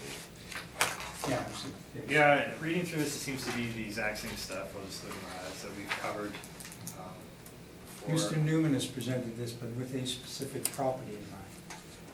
Is that what you're talking about? No, but I'm just saying I've never seen this exact one, so I don't know if there's anything different in it from what the other ones. Well, have. that's why I asked if you wanted to take time and read. It's just, Sure. we're Okay. suggesting the 5% is required because it's a non-recoverable cost, and if you're buying real estate, you Well, have to recognize that. Basically, all I have to say is that this was not just a 5% non-recoverable that we took. This was a management fee. Management's already taken out of the rents. So I just think it's really important that the board, when the panel, when they look at the income and how it's worked out, our model rents, as they're called, are taken from net leases, from net rents. And that's very important to understand that the management's already taken out of it. So Have they always done it that way? Haven't seen Sorry. it. Oh, sorry. this is now, 'Cause we weren't this gonna is go through now, it. this No, is we now haven't. how we're doing it. So we're only allotting 2% non-recoverable expense. And as I presented in my evidence on page 16, there are good examples here of why we are doing that. So I think the board should take that into consideration. Thank you. Those are all my questions. Okay. Yes. Richard, do you have any questions of Mr. Story? I'd like to try and clarify your rent indicator. What did you tell us your weighted average rent for this property was? Well, you were asking about the leases that are in place. If you include the Harris lease, it comes way down to the 441 or something. And I believe- 477, did you say? could be, it's in the fours. Yeah, And if you take Harris out, it goes to 682, as I recall. These are the other, like the more arm's length, the arm's length tenants. mhm, And I got to that number by taking the semi-gross leases and deducting another $1.25. Because there's gonna be $2 or $3, there's $1.25 in taxes alone. So just this, my estimate of what it would be, I think it was 682. so I go through your chart on page 14 of, and it's the chart submitted to the city, on page 14 of the city's brief. City's brief, yeah. These are your rental. Yeah, this is supplied by the Information. owners. Now, if I heard you correctly, when we looked at the handout of you on the property, you said pretty much all of this top area, I think it's the north section of the property, is Harris. Well, Harris Rebar is not owned by Harris, but it was one of the Harris companies. It's been sold because he passed away. So for the most part, the way it started out is all the trucking firm, that is the north end, is in the north end, and that's the northwest end. But I was just There's going back to rebar. your comment, excuse me, when you held the document up, you said pretty much all of this is Harris Yes, it's the north end of the property. Right. Starting, and the rebar was in the northwest end, and then Okay. the trucking company, and then the silos. Okay. So on this document, page 14 of the city's brief, you indicate $4.43 was the rent. Yeah, it's actually 447, I calculated. $4.47? Yeah, that's the rent that Harris pays Mm-hmm. for 100,000, and it's all the old space. Is that 94,000 or 194,000? It's 94, I believe. 94? Yeah. Okay, so what is the weighted average in total then? Come back to that, if you will, for everything. Well, as I indicated, if you include the Harris Mhm. property, Yep. and the weighted average would drop way down. I think it's, I don't know, I can't calculate it in my head, but I think it's you mentioned 470, I think it's somewhere in that range. Somewhere between 450 and $5. When you take Harris out, because it's a low one, the weighted average goes up to about 682. And why would you take it out? Well, because it's not arm's length. So That's it's same owner. controlled by, okay, by the owner. Occupied, yeah. Yeah, Yeah, owner owner occupied, okay. So without, you said how much, 618? Yeah, Without- it's 682, it's a number I had worked out at home, and I'm going by memory, but I think it was 682. I was looking for it because I thought I brought it, but maybe I didn't. Okay, that's fine. Thanks. No further questions. Okay, thank you. I have a question on cap rates. I think you had did you have a little chart Yeah, we have somewhere a, that showed what summary. the city had used over the last years? Oh, yes, that's on Where is that? our brief on, The assessments, property assessment. it's from what the board is, this has been the board every time as far as I recall, since every year, sometimes twice a year because of such. Sorry. Anyway, I think I I've got remember. here, I've got Mr. Buss. If you go to page 7 of our brief at the bottom, Okay, and it yes, goes back this from is what we're 202 to looking for. 220, and I brought all of the, presentations.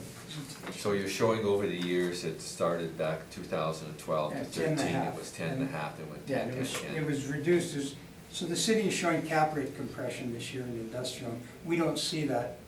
They may have different Well, that's my information. question, so it's your position that It's the same. cap rates haven't changed over the time Correct. period? Particularly this property, this is a very specific property for a very specific user. Okay.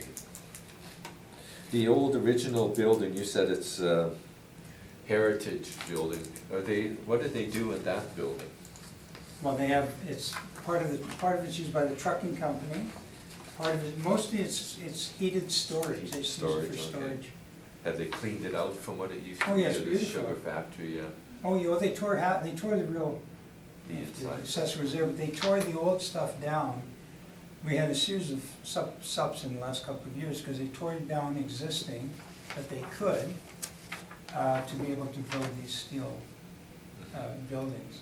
As a matter of fact. But the big original building that's under the heritage thing there, It's still there. yeah. Yeah, they took off, there was a green, they just called it the green building, which was completely mothballed for 30 years. That the city allowed them to, the heritage people allowed them to demolish. So they did, and that's when they built some of these properties. Okay. And I have a question of the assessor, if I can ask. In terms of the rail line, Mr. Story had made the comment that they shouldn't be paying for 3 miles coming in from the, but am I correct in saying you're only charging them so much per lineal foot for the track that's on their land? It's on Is their that land, correct? Yeah. They're not paying for any, there's no assessed value on trackage that's not on their land, or spur lines or anything like that, okay.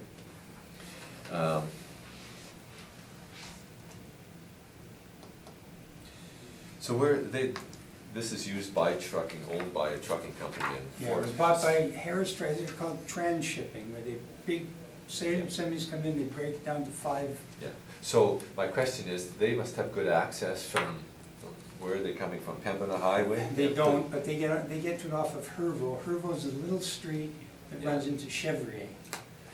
And you'll know it because it's got that nice little coffee store, hamburger place on the corner, Hervo and Oh, Chevrier. yeah, so they have to, You go behind there. You can tell by looking up, you'll see the silos. You can see the silos from Pembina and from Mission Grandin and from Hervo.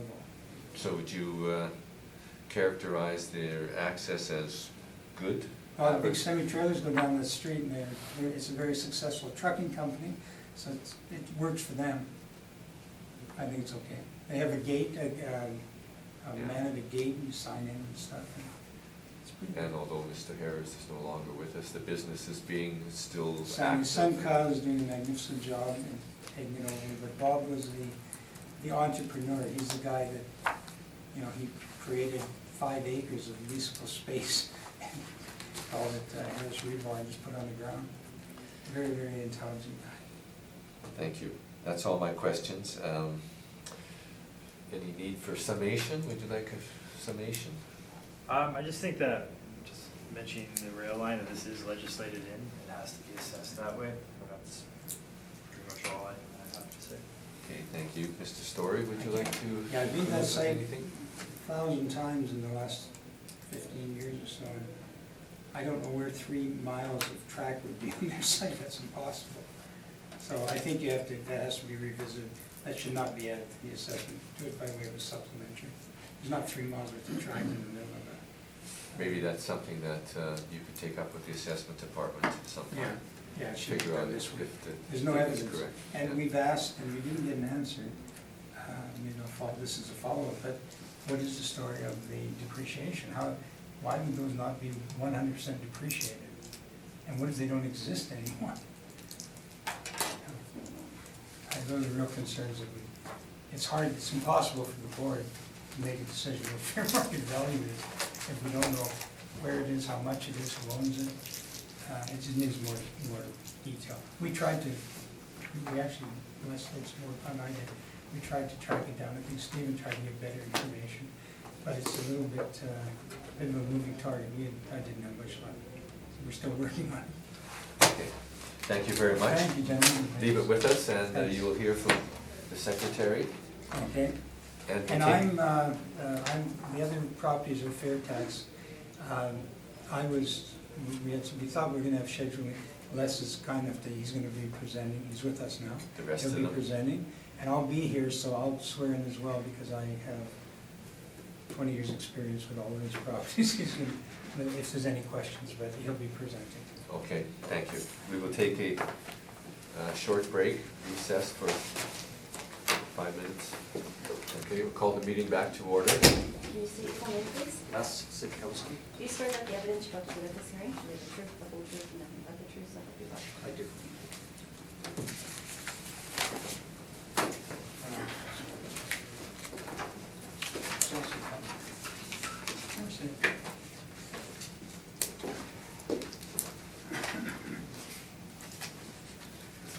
requested that we will do 1678 Church Avenue.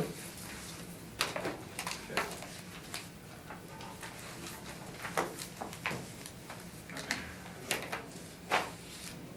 Mr. Lovenstein, whenever you're ready, the floor is yours.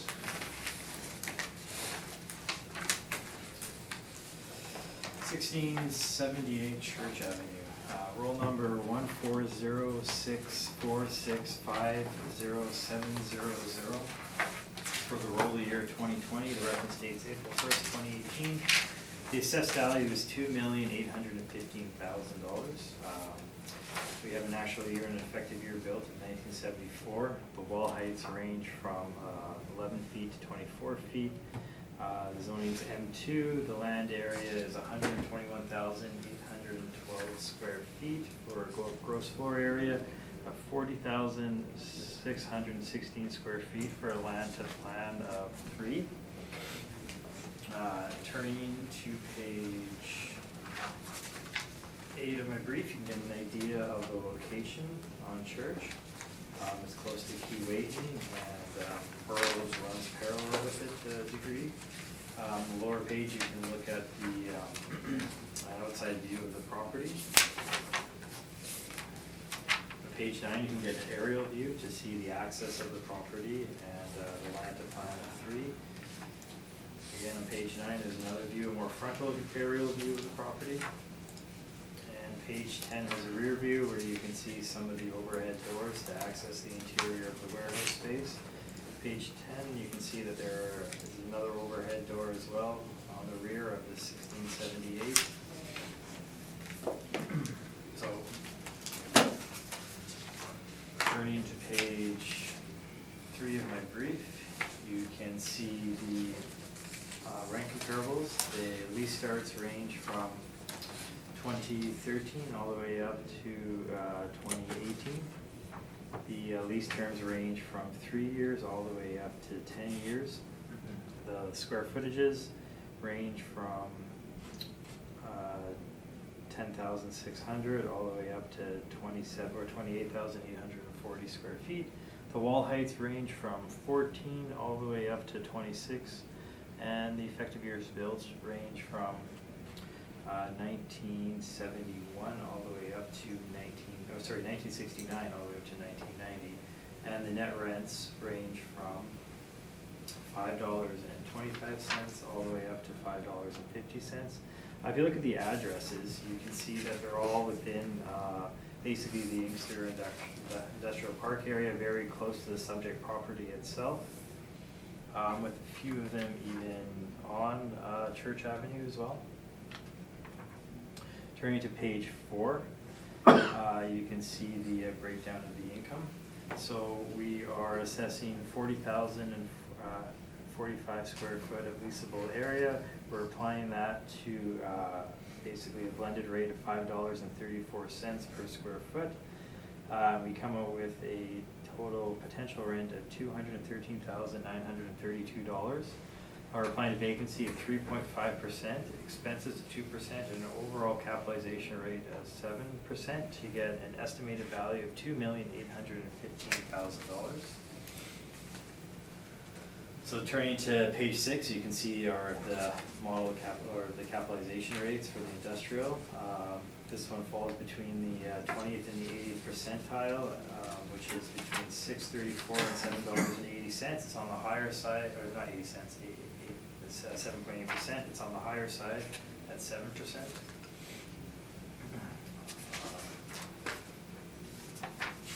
Turning to page 11, you can see the mailer. Page 12 has some of the actual rates that they're paying. They're paying for the 23,868 square feet. The actual rent is $5.75. The one below it, the 12,500 square feet, the actual rent is $6.25. Oh, just give me a second. Sorry, my mistake. This is multiple rent rolls here. I'll have to find the exact ones.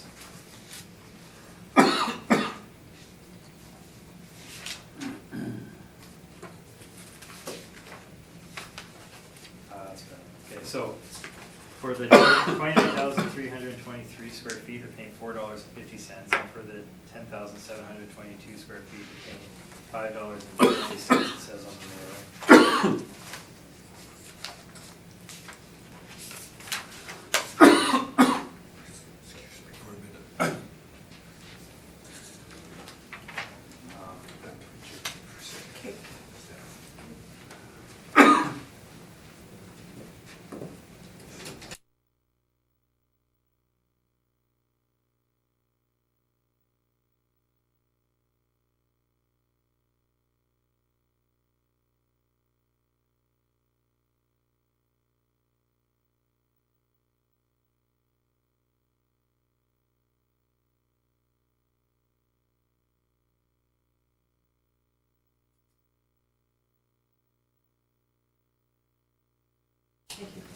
Okay, we'll call the meeting back to order. Yeah, I was just stating that the actual rents of the property for the 29,323 square feet is $4.50, and for 10,722 square feet, it's $5.20. So again, on our page 15, we have the capitalization rate evidence. Again, these are just examples. They're not exactly comparable to this specific property. And non-recoverable expense sampling on page 17 indicating that 2% fair value.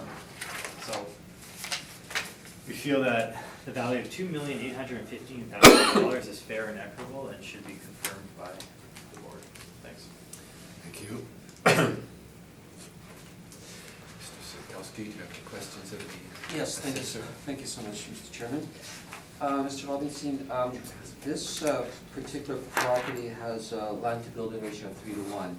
Do you find that when you have industrial properties, the higher the land-to-building ratio, the higher rent that they can garner, and the more value therefore to the property? Not necessarily. Sometimes. So when you take a look at the pictures, this is like you said, it's an industrial property, and you take a look at some of the pictures. Well, let's say we take a look at page 9 of your brief. The access to the docking area to the back of the buildings is very narrow, and in my opinion, I mean, it would be very difficult, very difficult for a larger truck to be able to maneuver and back into the docking area with respect to this particular property. So the question that I want to ask you then, with respect to your comparisons, do you know what the land-to-building ratios are? If we look at page 3 of your comparison list, and you are correct that all of these, or most of these properties are located in the Inkster Industrial Park, or we're very close to. Do you know what the land-to-building ratios are with respect to these properties? I do, yeah. We'll start on the bottom. 1725 Inkster is 1.39, so it is significantly lower Okay. than the subject property. Let's see here. A few other ones. Yeah, 925 Keewatin. It's the same as, yeah, that one is 2.9. Sorry, 925 Q8. Oh, sorry, 989 Keewatin, my mistake. Okay. That one's 2.94, so it's very similar to the subject property. What about access to these to the site? Because as you can see, the subject property's access is quite limited, very narrow. The loading and unloading is in the rear of the building, and the access to the rear part of the building is That's very common. Very common Well, for okay. industrial properties. But are you certain that these properties that you have used as comparables have similar type of situations? I am confident that there's. Well, have you inspected any of these properties? I have inspected some of the properties. I have not inspected all of the properties on my comparable list. Okay, so but you don't have any information as to whether access is a lot easier to the. If you're loading comparing or- it to land to building ratios, as we stated, there are similar land to building ratios, so access would be similar as to this property. But you would agree that if, with respect to the subject property, that because of the narrow nature of the access, that it's difficult to, would be difficult to, for larger trucks. So if and you mini look- trucks to maneuver. If you look onto, If we look at page 10, for example, So, okay, well, I was looking at page 9, but sure. or page, okay, let's take a look. Yeah, at well, page actually, page 8. 10. Yeah, they're very similar to the other also. So page 8's picture looks like that's pretty good access coming in off of Church Avenue from the Google Street View. Page 9 shows that there's actually 2 access points. It shows on either side of the building they can enter. I would say the one that's 678 would probably be the better access point, as it seems to be easier for a truck to pull in, back up, and turn around into the spots. And then page 10, yeah, you can see the rear edge of the building where there is room for trucks to move around and pull in. Have you been to this property?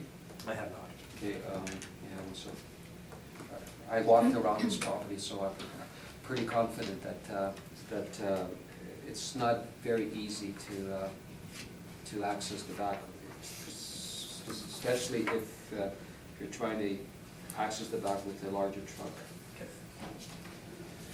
Okay.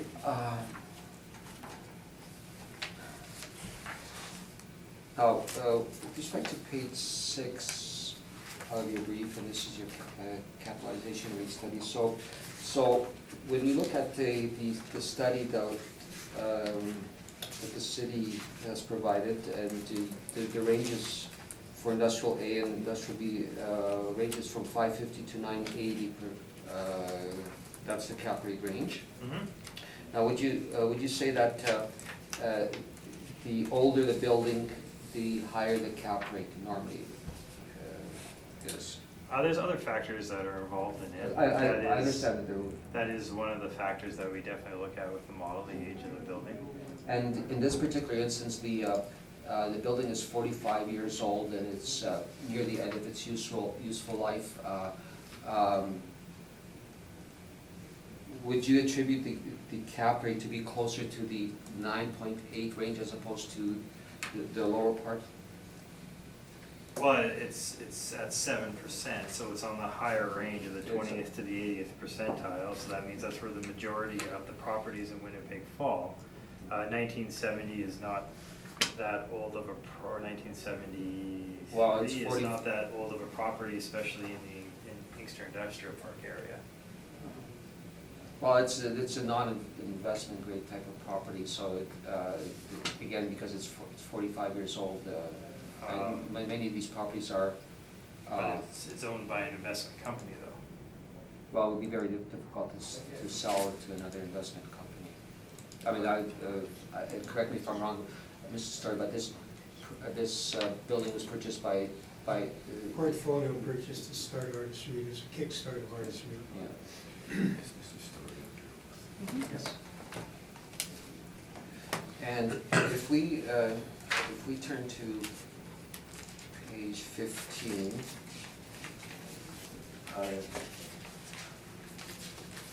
the rent roll.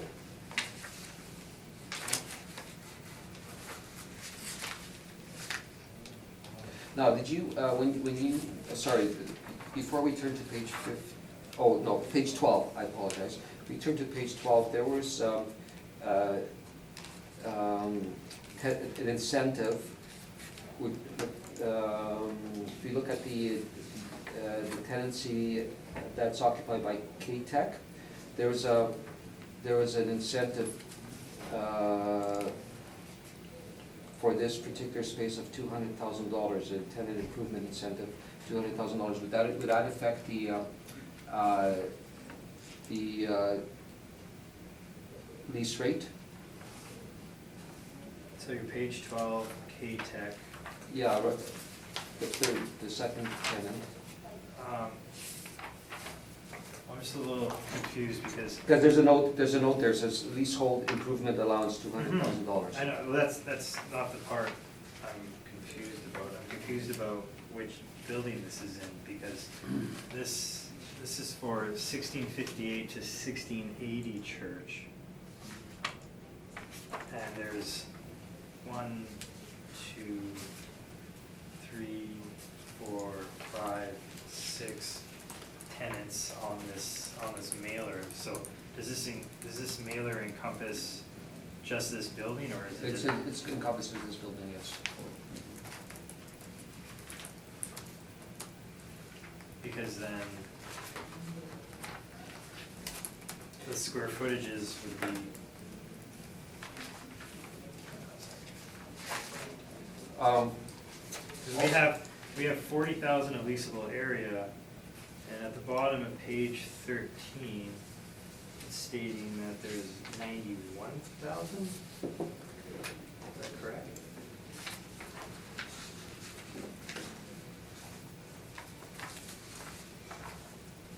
I just wanna make sure it's the right premise we're looking at, is basically what I'm Well, saying. you've included this in your brief, that information. But when I'm looking at what we have,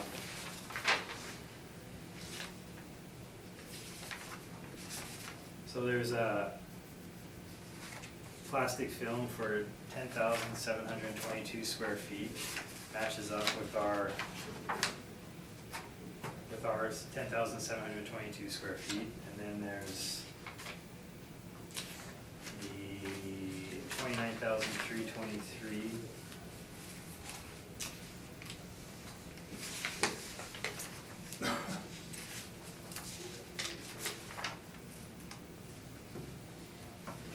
Which would be the bottom of that page, the water light technologies.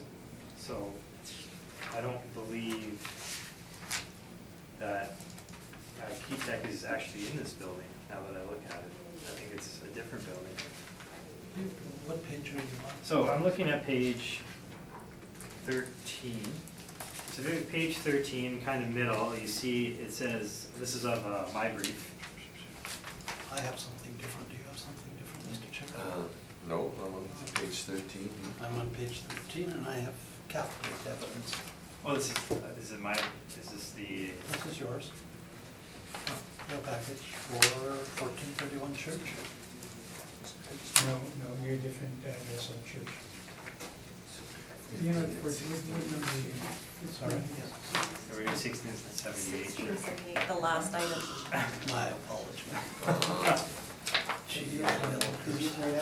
Yeah.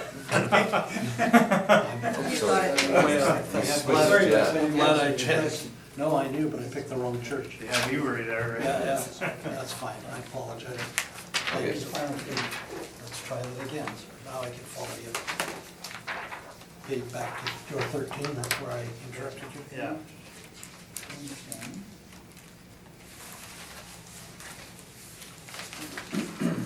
Excuse me for a second, I just want to consult with Mr. Stewart. for a Yeah, second. where's the page missing? This is not the, Okay. so you got the one, so you just go off this. Yeah. Just present, you got the 515. Yeah, so there is apparently some confusion as to the, as to the amount of square footage and whether there is 40,000 square feet in a particular building or more spread out over more than one building.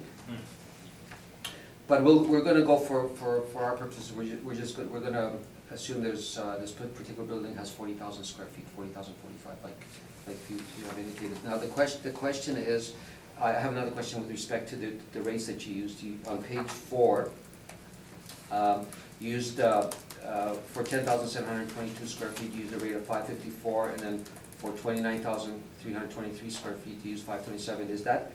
Is that based on the actual rent that was in place, or was it based on market rent? Those are based on the rents on page 3, as you can see in my comparables, so. So so they're based on market rents? They're based on market rents, correct. Generated by your computer model? Correct. Yes. Thank you.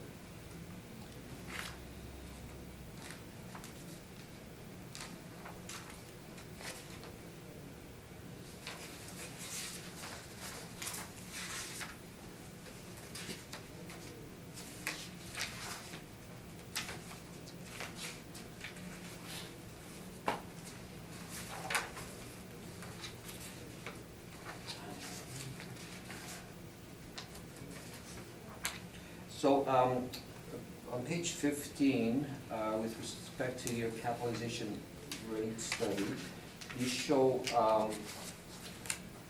4 sales for industrial properties. Only one of these properties is located near the Inkster Industrial Park, is that correct? That's 90 Parkland Avenue, it's not too far. The rest- Sure, but I think as I noted, these are just examples of cap. These are just examples, so you're not putting much weight on these examples then? What our cap rate evidence shows on page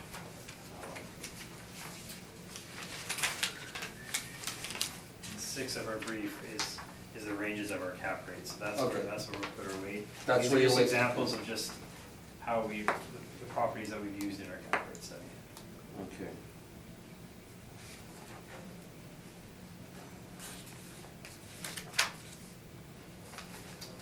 Okay, and so again, in short, in terms of your cap rate study, you're not using those examples, or you're not putting much weight with respect to those samples that are shown on page 15. And the cap rate study that you put more weight on is the one on page 6. Those are our ranges. Okay. And this falls between the 20th and the 80th percentiles of our range at 7%. Okay, all right, and those are my questions with respect to this one. Thank you. Richard, do you have any questions of? As I race to catch up. Take your time. Yeah.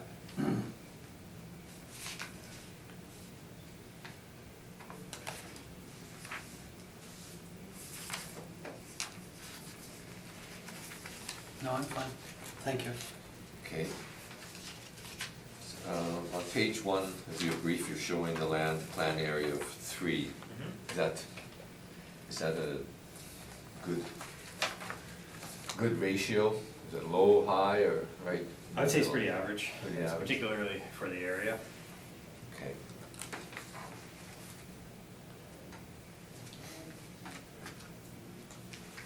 And your rents, you've got 1 or 2 that you think are the best representative of the subject property? I don't really like to take best or worst. I think, but particularly with this one as well, because they're all within the area, they're all similar square footage, they're all similar ages built. Like the lease terms are fairly new and they're fairly long. Like, these are all very good comparables for the area. Like Inkster Industrial Park is built up around the same time as a lot of the same types of buildings. So. Okay, and you're using an overall rate of $5.34. $5.34.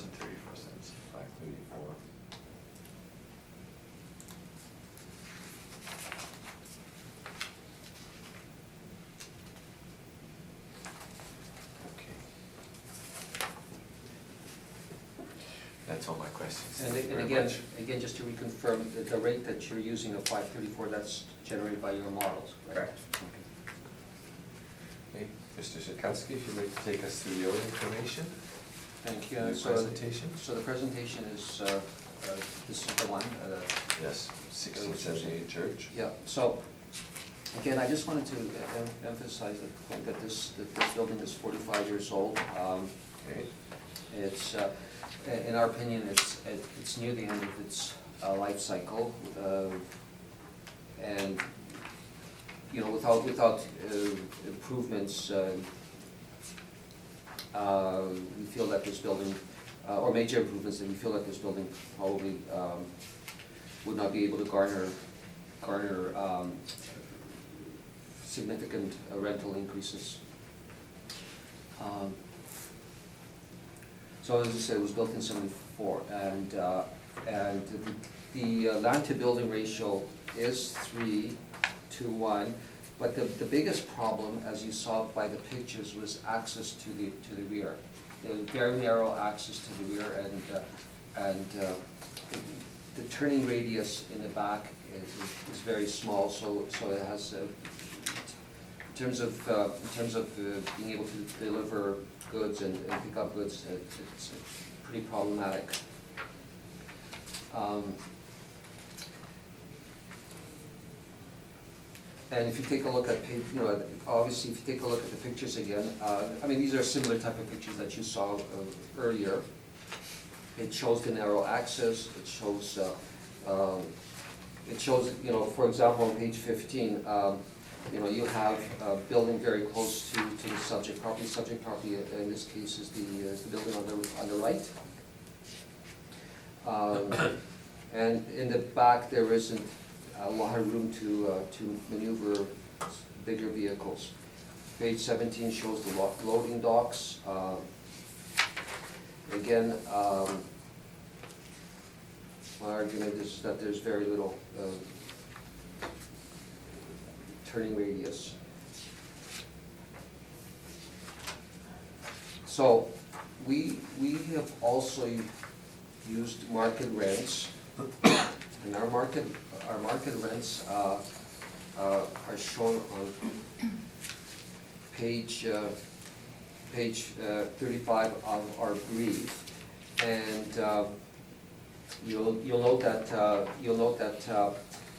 many of these properties, or most of these, many of these properties are located very close to the Inkster Industrial Park, or close to the Inkster Industrial Park, and based on the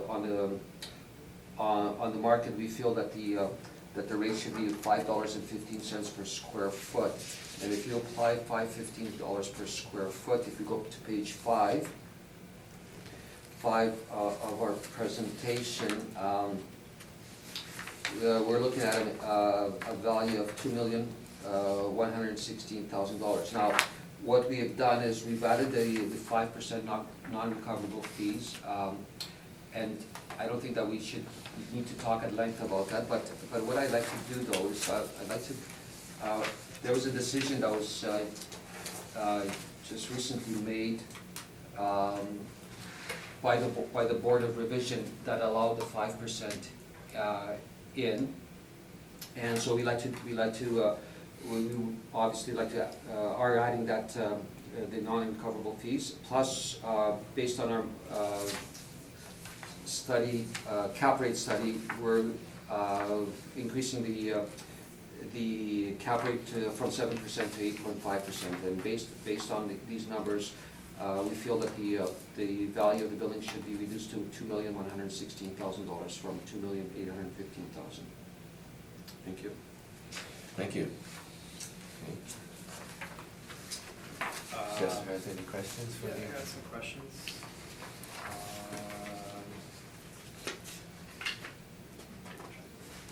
So your rents on page 35.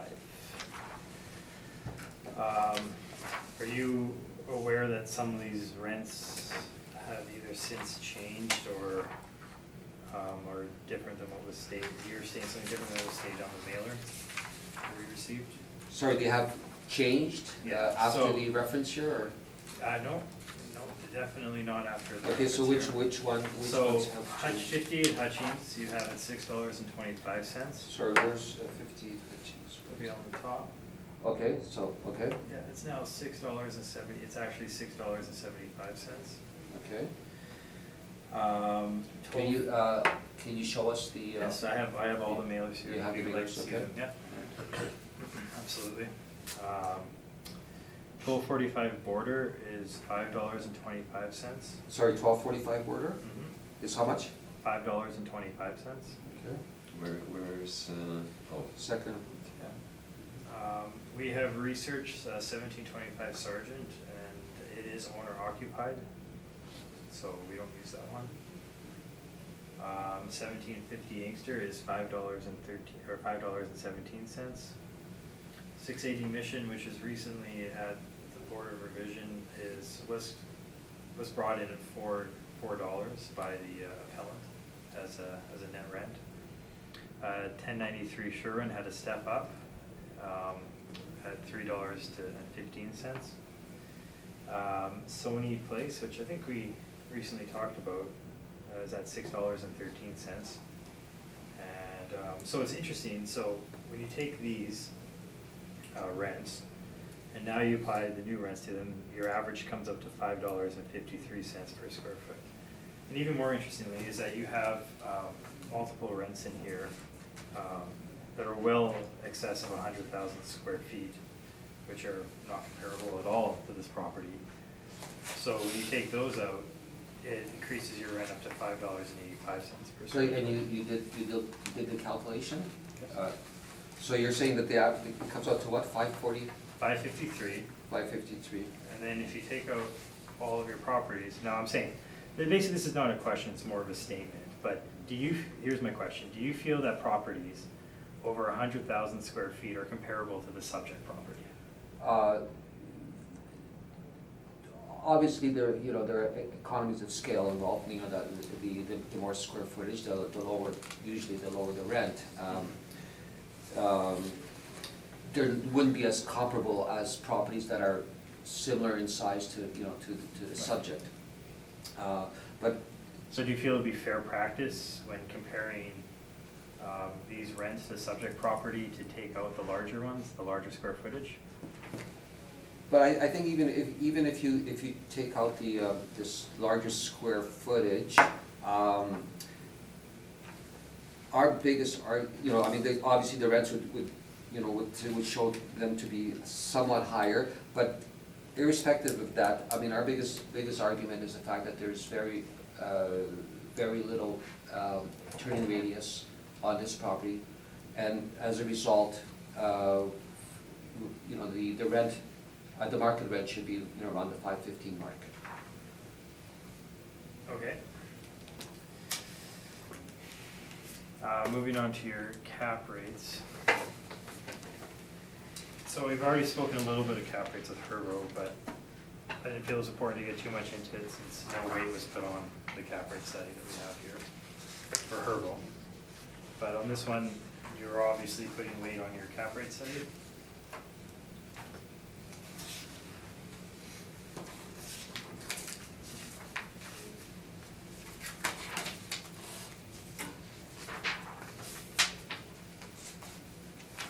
I'm sorry, can you? That'll be on page 31. So, Yes. So I was told Herbo didn't apply to your cap rate studies here. You guys weren't putting any weight on it. So I'm just asking for this property. Hang on, that's not correct. That wasn't, the Herbo, that's not what was decided at the Herbo.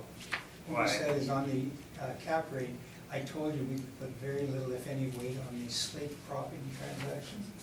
Oh, Not just- the rest of it. just slate. And I'm sorry for interrupting. Oh, I'm sorry, if I was You mistaken, misunderstood that. maybe. I Yes, it was the slate that we. Slate property, because it was, I Yes. said, don't put any emphasis on, we represent them, we like it. I understand. Okay. Mr. Story. So, for the rest of the cap rates then, other than Slate, okay. So we've already talked about Richard, how that was a related sale. It's been to the board before, and it's been shown to be a related sale. 25 Dunlop is considered a leaseback. The vendor was ACS Holdings Ltd, and the tenant was ACS NI Ltd. So would you include leasebacks in your capitalization rate studies? Well, we looked at this whole entire list that you see here, and the average was 8.29, and we based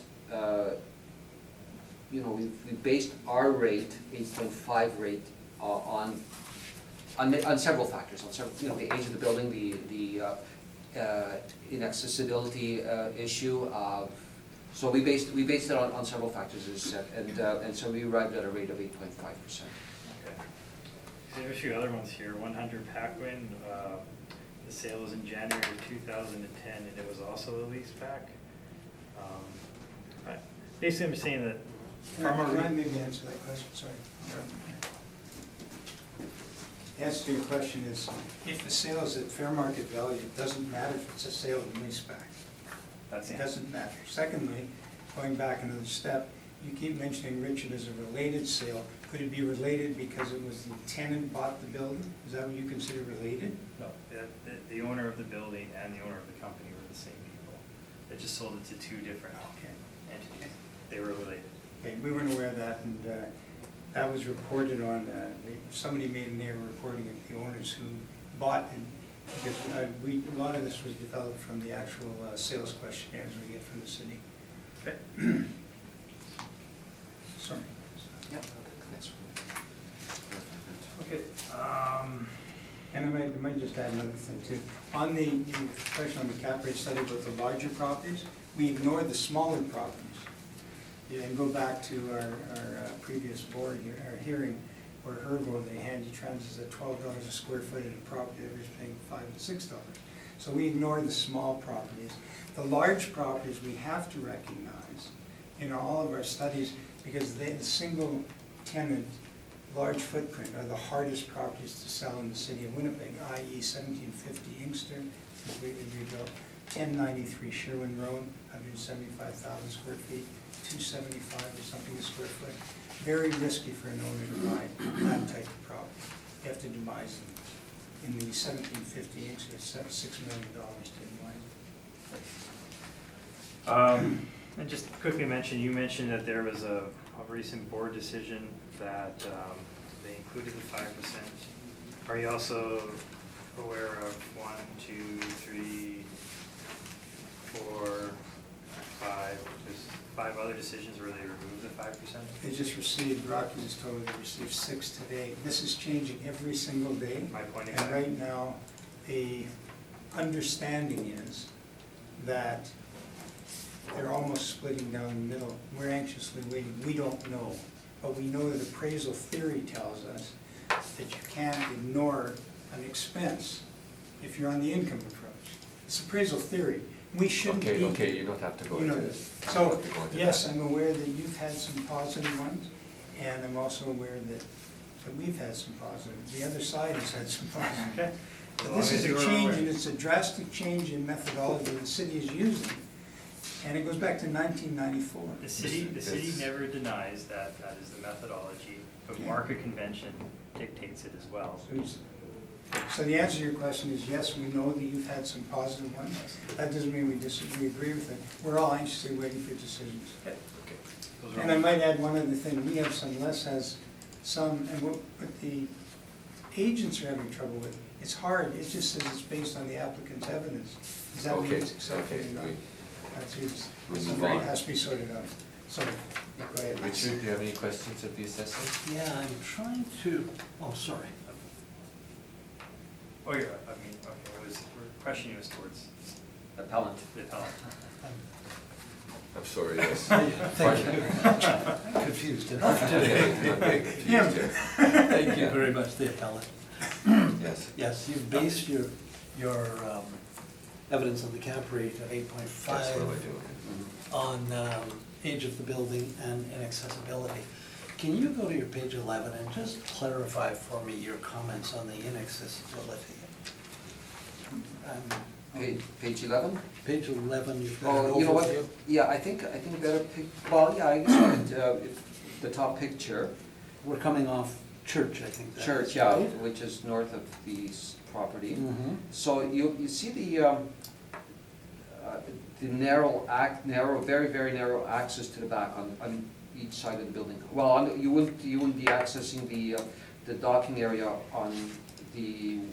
from the west side, but from the east side you would be. So I'm looking at the north side where Church is.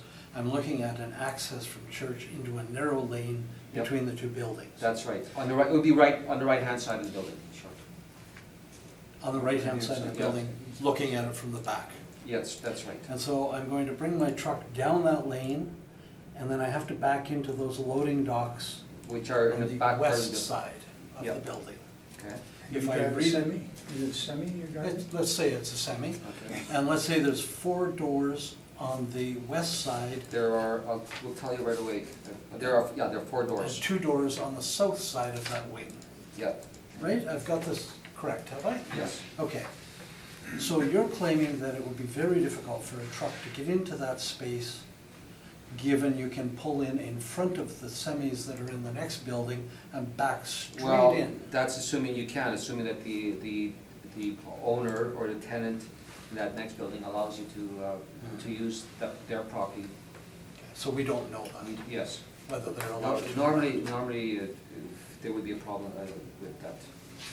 I can just add a little bit. on an annual, this is a public company, so on an annual basis, their property managers report to asset management, to leasing, as to what the challenges are. And this is one of the challenges, is access and egress. It's constantly referenced to this site. But it's because of the land to building ratio. If you remember, we just did Hervo, which has 2 million square feet for 400,000 square feet of leasable space. They've got 60 acres of land. Because they're a trucking company, they drive semi-trailers. And I talked to you about 101 DeVos, where it's come at this hearing where the board came in and said, the assessor came in and said, well, there's excess land here. And we said, well, where is it? He said, well, it's on this side of the 101 DeVos. But that's how you have to load your semi or unload your semi. You need that for that. So go back another one, there's 20 acres at Sony Place. There's 20 acres for 300,000. This has three, to be honest, anything less than 4 is almost undesirable for a warehouse distribution center. That's opinion, of course. Well, it's- Having driven semi-trailer, looking at the configuration here, I'm wondering about the inaccessibility, but let's leave that. Yeah. I understand your Well, point. rightly or wrongly, it's a concern of the property managers and leasing. They think that's a problem, but it may not be. Okay. And relative to age, you visited this property, sir? I have, yes. And what is the condition of the building? Well, I mean, you know, you could see that that it's maintained, and, you know, they have to maintain it on an ongoing basis, this particular building. But there will come a point where, economically, it might not make sense. If they, you know, if they don't get, if the owner of the building doesn't get the right tenant and the right lease. So I'm The looking, buildings are well maintained. I'm looking at page Public company. 13. Yeah. Yeah, like, that's what I'm looking at. And the It's- metal clad appears new, the windows, I Yeah. can't tell, Yeah. Yeah. but the effective date is still 1974. Correct. I'm looking at page 17, the loading docks look in very good shape, as does all the trim and eavesdropping. Yeah. Do you know if there's been any improvements made to this building? I don't know personally when and those improvements have been made, or if they have been made, but Mr. Well, this clearly Mr. would have been, yeah, so it looks like they've upgraded the docks, and that would have been for a tenant at some Yeah. point, because of the series of tenants Yeah. here. One of the things, the assessor may or may not agree, what does happen in Inkster Industrial Park is huge tenant turnover. And when a tenant comes in, they have some specific uses. So it has been, all their properties are well maintained. I should tell you, expanding upon a question earlier, when artists arrived 12 years ago, they had to acquire property. So they acquired 27 buildings in the Ada portfolio, which is Sheldon Burney, one of these probably is one. And the other, they're all in Eastern Industrial Park and Sherwood Road, all through there. And the other one was called ING, I-N-G. They got out of there, they had 27. So they bought 52 properties of a like vintage. And that's what these are. And they're designated, they're destined to be, they call it redevelopment properties. So they'll only put so much money in, and they do keep the buildings in good shape because that's the only way they can keep tenants in place. And so they are well maintained. They're a public company, they do a wonderful job. And the tenants, I think, for the most part, like them. Thank you. But they're older buildings and they don't have normal amenities. But you're unable to comment on the condition of the interior of the building. Well, I've been in it many Oh, you times. have? Yeah, it's got a less than 20% or 25 finish. They're mostly, they're distribution warehouse, Big warehouse. big warehouse. Okay, thank you. Thank you. I have a couple of questions. How many tenants are in the building? The assessor seemed to not have, wasn't quite sure. It looks at 2 in the front, West Heat and Plastic Yeah, Fill. I think There you there, go. yeah, there are, One, two, that's 2. 2, 3. No, there are 4 tenants in this particular building. Okay.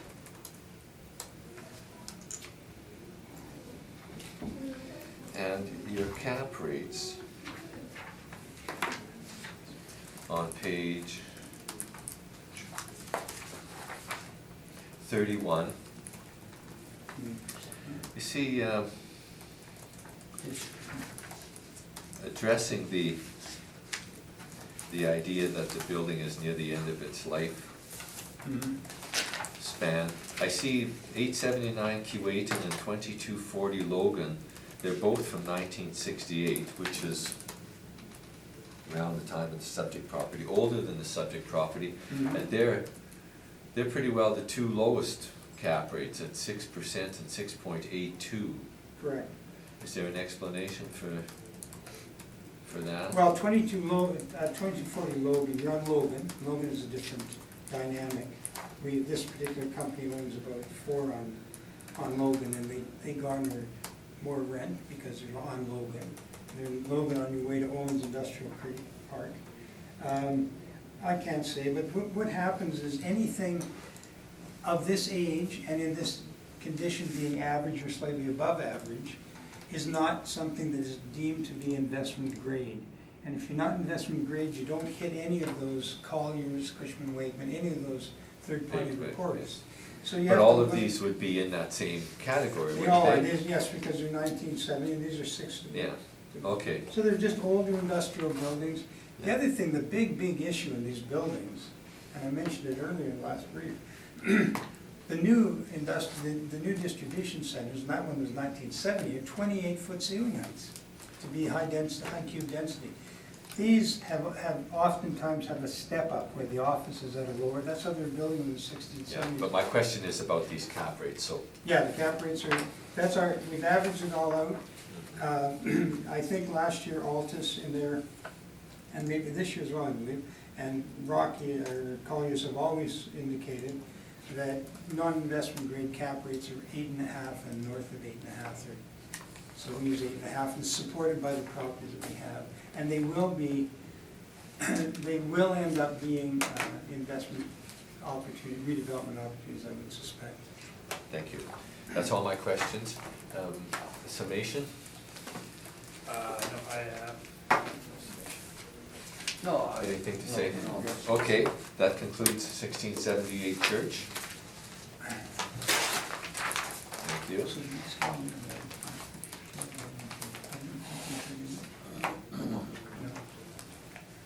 And we will go back up to the top. Which is next, Mr. Duss? 33 Plymouth. I'm going to speak to Meg about that one question you had.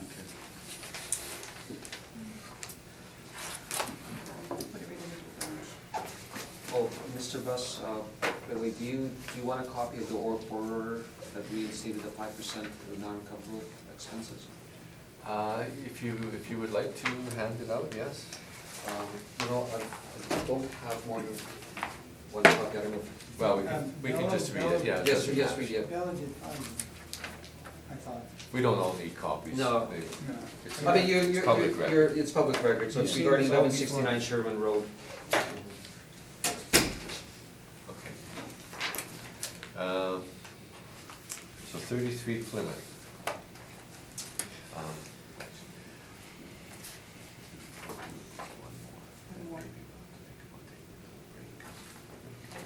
Yeah, so I need at least half an hour.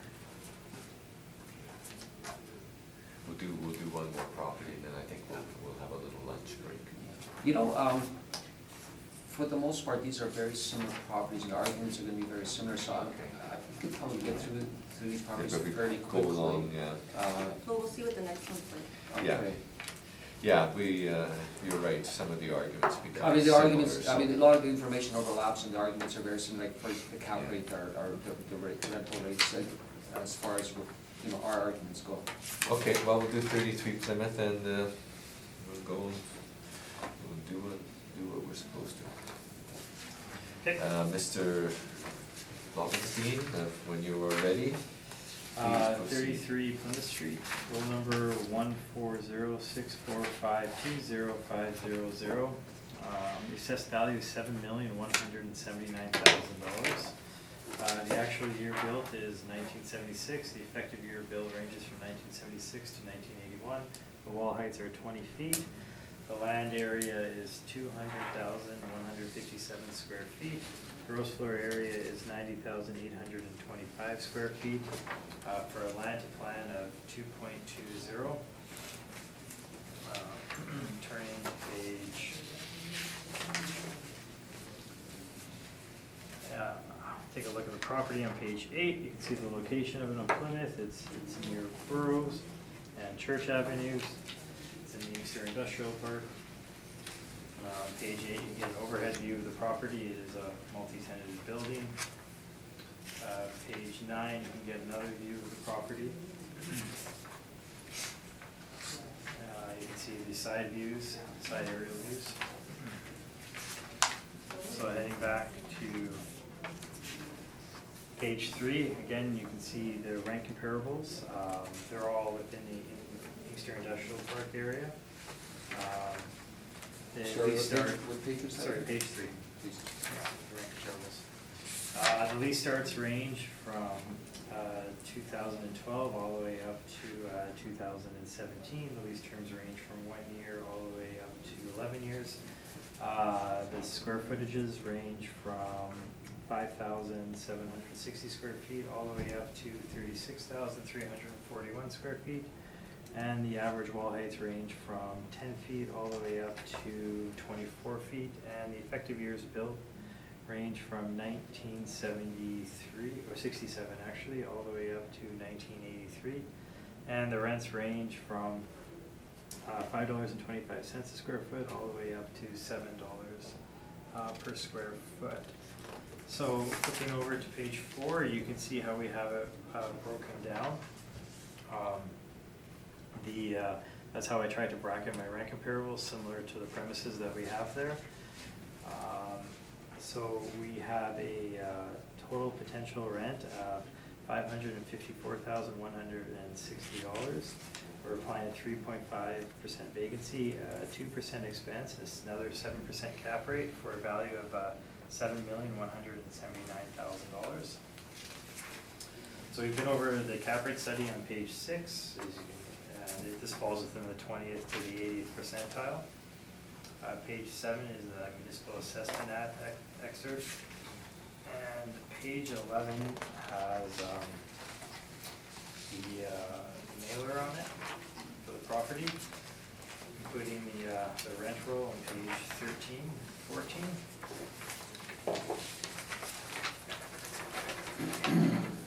Something that is interesting about this property, if you look on page 12, all the way down to the second last line, you see net income of $723,654.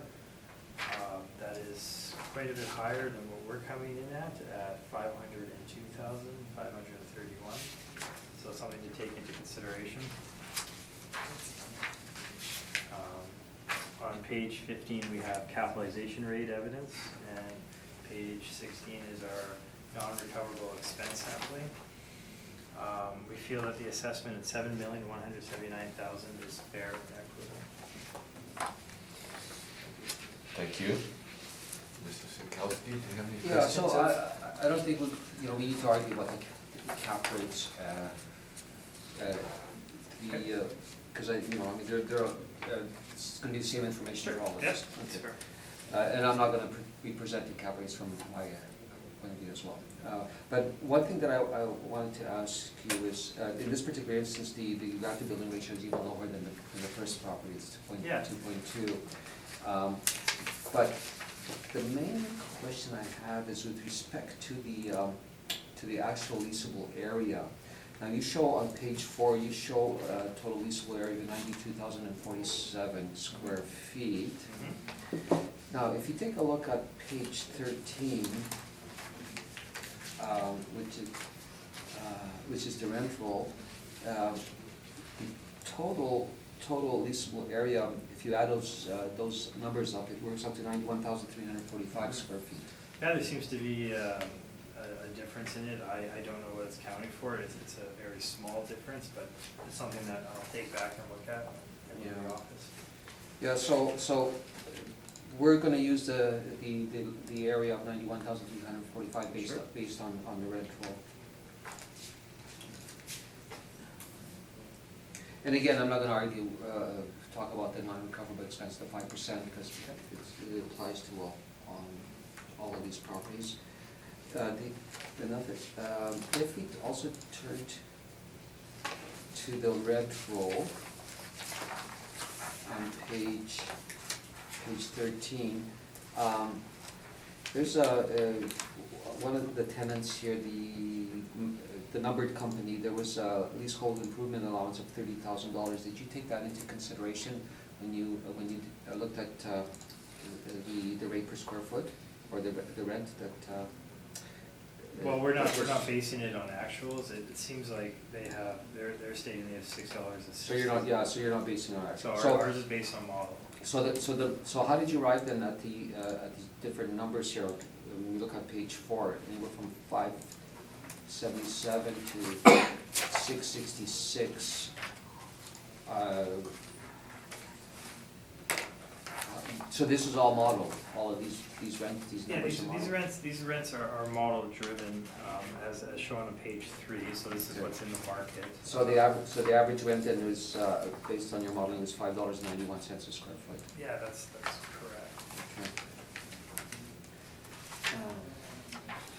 Okay, again, those are my questions then. Okay, thank you. Richard, do you have questions? No questions, thank you. Assessor? Mr. Sikowski was addressing it a bit, the plan area of 2.2. Do you think it is affecting You know, the property? Is property work? Have you been out to this property? no, I haven't, but just looking from the pictures of this property, this is a multi-tenanted property. For a property like this, and even similar to the other one, I wouldn't say land to building ratio is something that they feel it's more economical, more feasible to build up on the land. That's how they're gonna generate their income, not by pulling trucks in and out of it. So if that's the type of building they wanted, that's the type of building, they would have built a storage warehouse. Instead, they built a multi-tenanted building. So it's far more economical for them and feasible for them, they felt, to build that type of structure. Okay, so they don't have so much semi-trailer traffic as, say, a big. Right. Okay, But Mr. Buss, that's not, I don't think that's germane, or whether, it's semi-trailer traffic or any type of traffic. It's, the problem is the access, because the land. well, you can present that. You'll give us information in your presentation, okay? Thank you. Well, then, I guess my question is, are all the buildings built at the same time, or were they built at different times? Well, it looks like they were built between 1976 and 1981. Okay. So if they were short of access space, they wouldn't have built a third building, is that your contention? Yeah, on a level, yes, I feel like they felt it, like I said, it was more economical to build the buildings than have the access that they wanted, so. Okay. We've talked about cap rates. That's all my questions.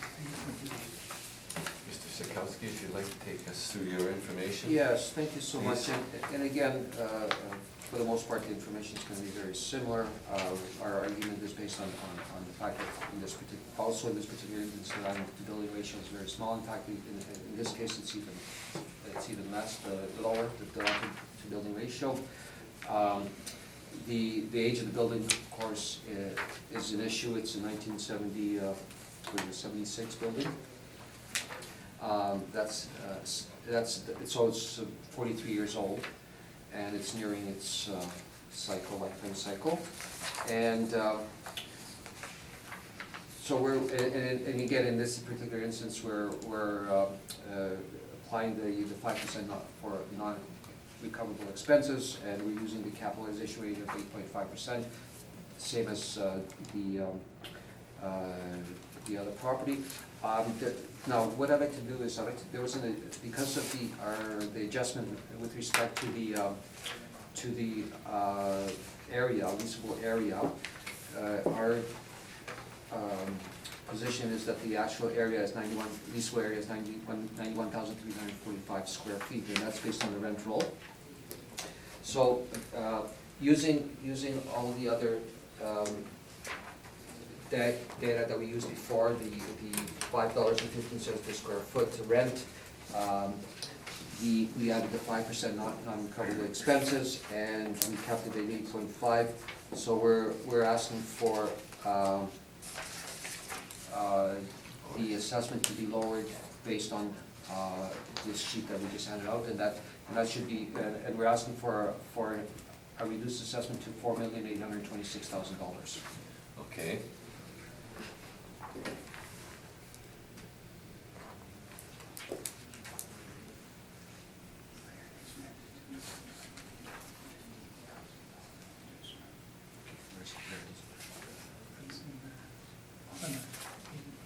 Is that your presentation, Mr. Sikowski? That's it. Yeah. Okay, so we're going through. Yeah. Yeah, and that is my presentation, thank you. Thank you. Questions? Well, we covered cap rate stuff and obviously the 5%. Did you say this building's in good condition? Well, based on, on the renovations that had occurred, it's in pretty fair condition, yes. So, and you feel access is difficult, like access off of Church Avenue, or Well, just it's access? pretty crowded, you can tell, you can see the building, it's pretty crowded. There are 3 buildings on the site, and you could only park vehicles in between those buildings, and access to, the docking areas is very limited. So there's actual rents on this property. Why did you use your, I guess, model rents or averages instead of the actuals? Well, we've been using model rents, just like the department has been using that model rents. Are you valuing it site-specific though? No, we're using. So but you don't feel that you'd use the actual rents for this? Okay. Well, we're supposed to be on fee simple, we're not supposed to be using actual rent, so we don't. We get our hands slapped if we do. This is mass appraisal, we look at, just as you prepare a model, we have to prepare our model to defend it. And we're suggesting that buildings of this vintage in this area at this time should be considered with a kind of a model rent. You take out all the inducements, even these older properties periodically get inducements for renewals. And there's one coming up actually. So you get distortion if you use actuals, because you get contract rent then. Okay, those are all my questions. Thank you. Richard, questions? Looking at your page 12,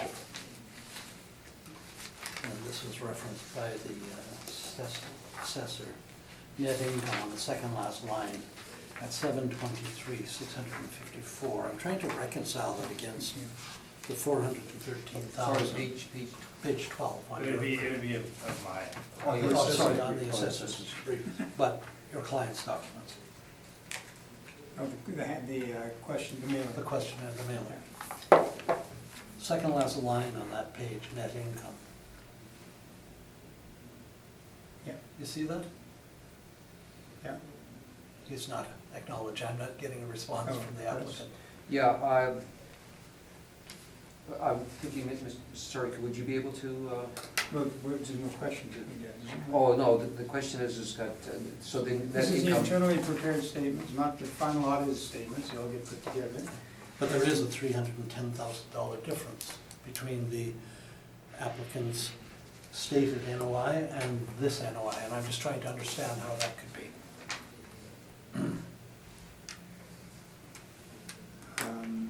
27 to 81 Plymouth, have we up to the property? Yeah. I don't know, we don't do the questionnaires, this is, they're done by the owner. Mhm. I have no answer to that, I can't tell you. I don't know what, Okay, no answer, thanks. Yeah, that's the best. I don't know. Yep. I can, if you want, I'll take a minute, I can figure it out. Well, it's a pretty significant number, it would be good if you could give us a Yeah, reply. okay. Let me see your. What's the NOI?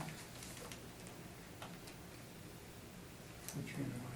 Oh, No, oh, sorry, that's 413. 413.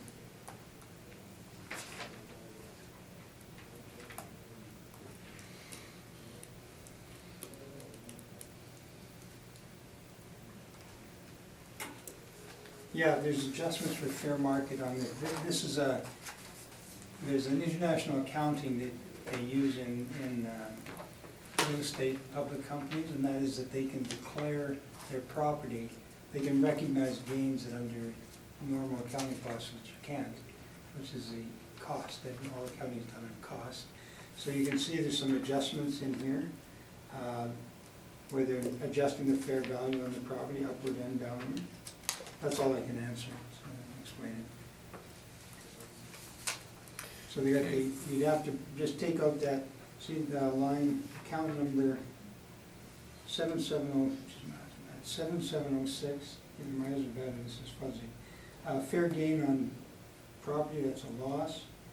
They write the property to what they think fair market value is at the year ends, and of course it's on lease fee basis, because there's tenants in place.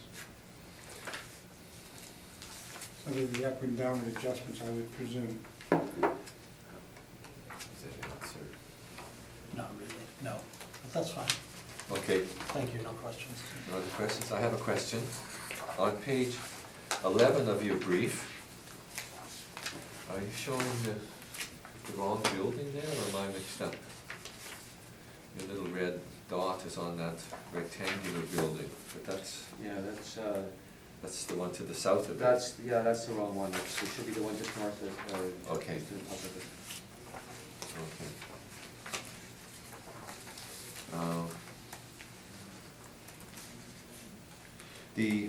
The difference in the rent roll, and you're asking for a smaller area, would it be possible that they've just not included some mezzanine area? Well, I think, That's why the rents are, the NOI is higher than the market NOI, but yet the rents, or the square footage is lower. There's no mezzanines in there. No, nothing like that? no, I mean, These are all, it's low ceiling heights. Okay. sorry, your question with respect to the area, the Yeah, you're asking us to use a smaller area. Yeah, but I just added up the, on the rent roll that was provided by Mr. Robinson and the one that we have, I mean, they're identical rent rolls, so I just added up the areas, and I believe it was just an error on the part of the assessor in calculating or adding up the.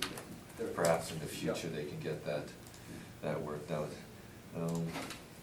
Okay, I have no other questions. Any summation? I'm still struggling, I want to answer a question, but I'm having trouble with my eyes, but this is really fuzzy for me, but I'm trying to figure, what is that number? Sorry, okay, it's, there's a $300,000 adjustment. Just here, use this, Okay, can you see, if you want to put that. yeah, what is this number here? Right here, four what? 173.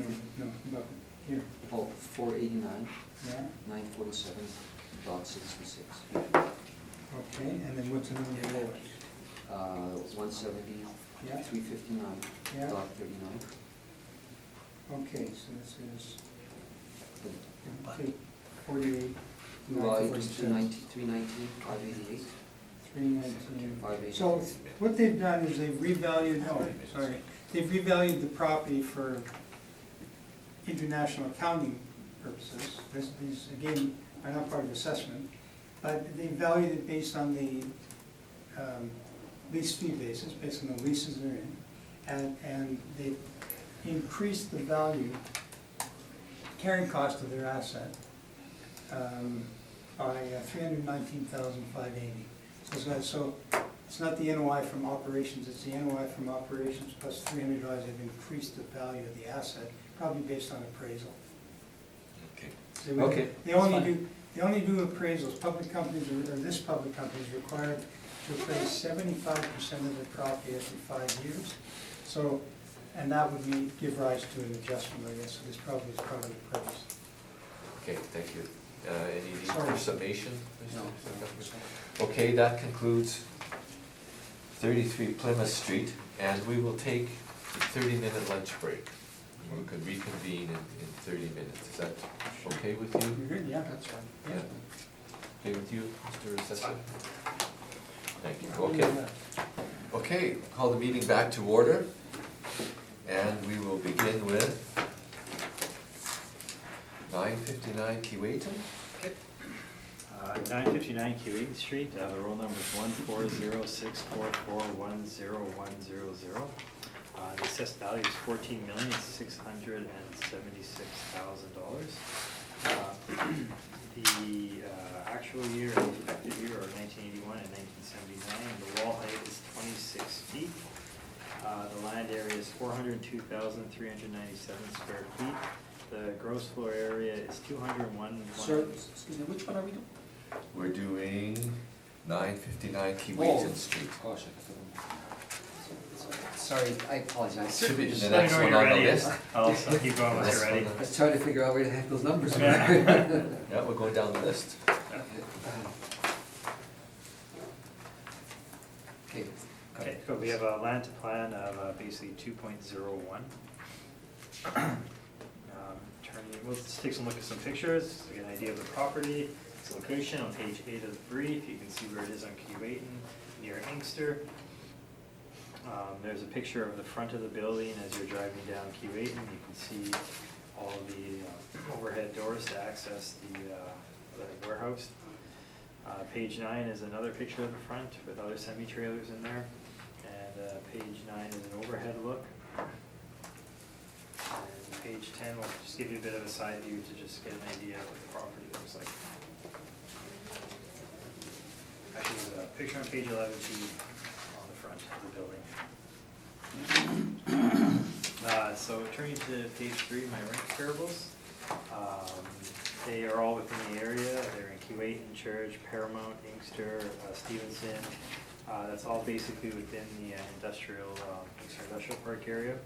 The lease start dates range from 2013 all the way up to 2017. The lease terms range from 2 years all the way up to 10 years. The leased areas range from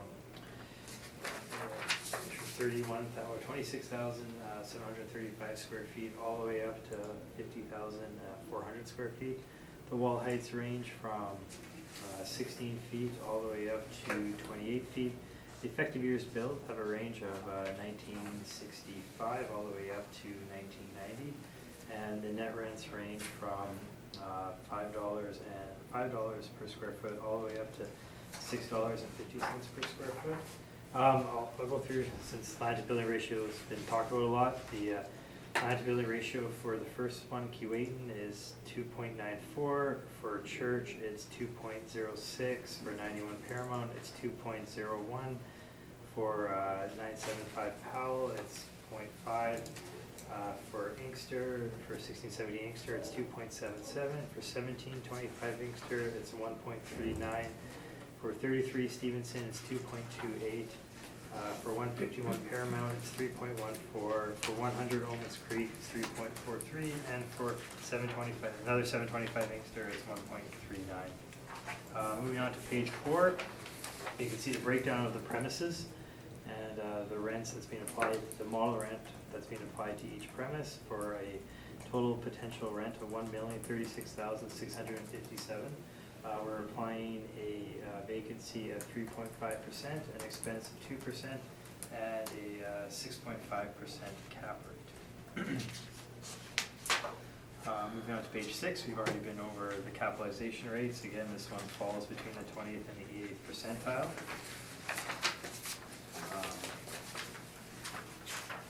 Page 12, 11, and 12, we have the mailer.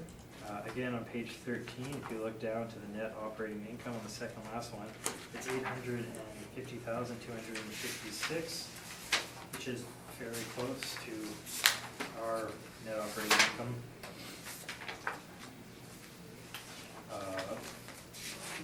$953,955. Again, on the back, page 16 is our capitalization rate evidence. Page 17 is the non-recoverable expense sampling. So we feel that this value is fair and equitable and should be confirmed at $14,676,000.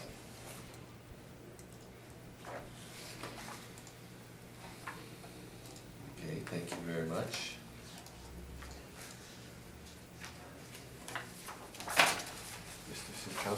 questions so of the the, assessor?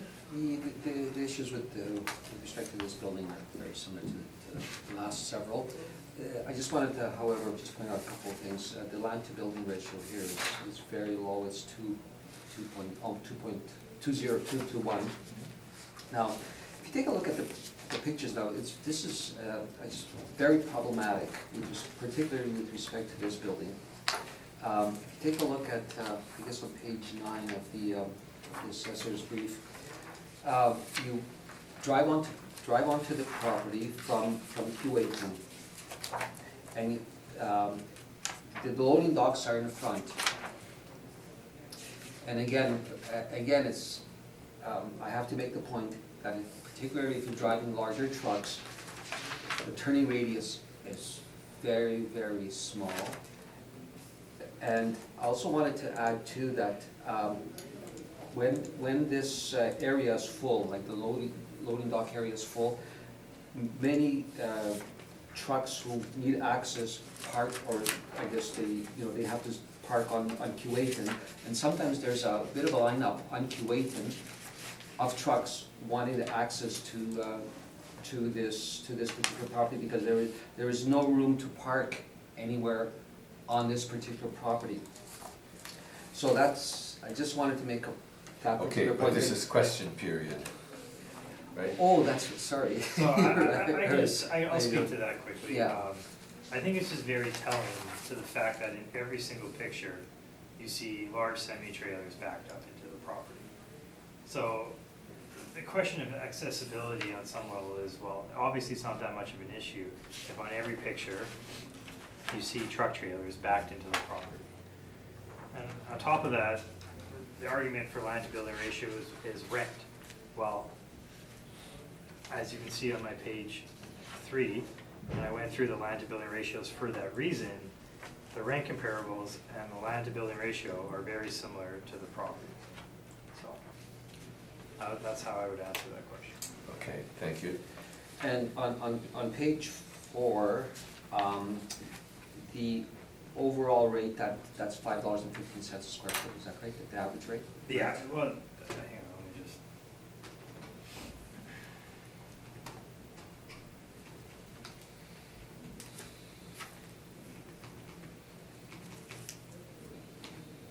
It is $5.15.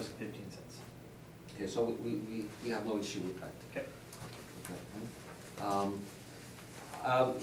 We've talked about everything else, the cap rate and the non-recoverable amount. So I have no other issues with respect to this particular property. So other than, if you like, I can go to my presentation now. Well, sorry, unless. We have to have our questions first, Yes. please. Okay. Richard, Mhm. you have some questions? Did you visit the property? I have driven past it, I've never been in it. So you haven't been inside the building? No, I haven't. I'm a little bit puzzled with the built date of 81 and an effective date of 79. Actually, when I came across that Is that a myself, typo? when I came across that myself, I was puzzled too, and I made a note to go back to the office and check it out, so. So you can't respond to that? I mean, that kind of, raised my eyebrow when I saw it. Never saw one like that. Yeah. Okay. I mean, it's only a 2-year difference, so it really doesn't Yeah. make. Well, still, we Still try to be seems as strange. accurate as possible, Yeah, so yeah. I'm happy it came up. Maybe this Yeah. had poor maintenance and Yeah. Okay, so you can't comment on the condition of the interior of the building, The being interior. a 40-year-old building. It's a warehouse, we've established that. Can you come back and just tell me why the 6.5 cap rate? What drove you to 6.5? Well, I think, first of all, it is a newer building, the actual age, effective age, it falls within a range where we would have slightly higher cap rates for that. That would probably be the main reason that it falls at 6.5 instead of the 7 that we've been giving some of the other properties. So in your view, the newer age? Newer ages Warrants the will 6.5. warrant a lower cap rate, yes. Mhm. Thank you. No other questions? Okay. The fact that the buildings, to me, seem to be turned around, like, you were looking at the back of the buildings here on Inkster, does that have any play in when it's selling and its cap rate. It doesn't have the nice front facades looking out at the street. Oh, I see. So I think like this was built particularly this way. I can't say why they did this, but they felt that, I would, like with the size of this property, they felt that the best accent point was to come in off of Keewatin and back in that way, putting the buildings to the back of the property. Okay.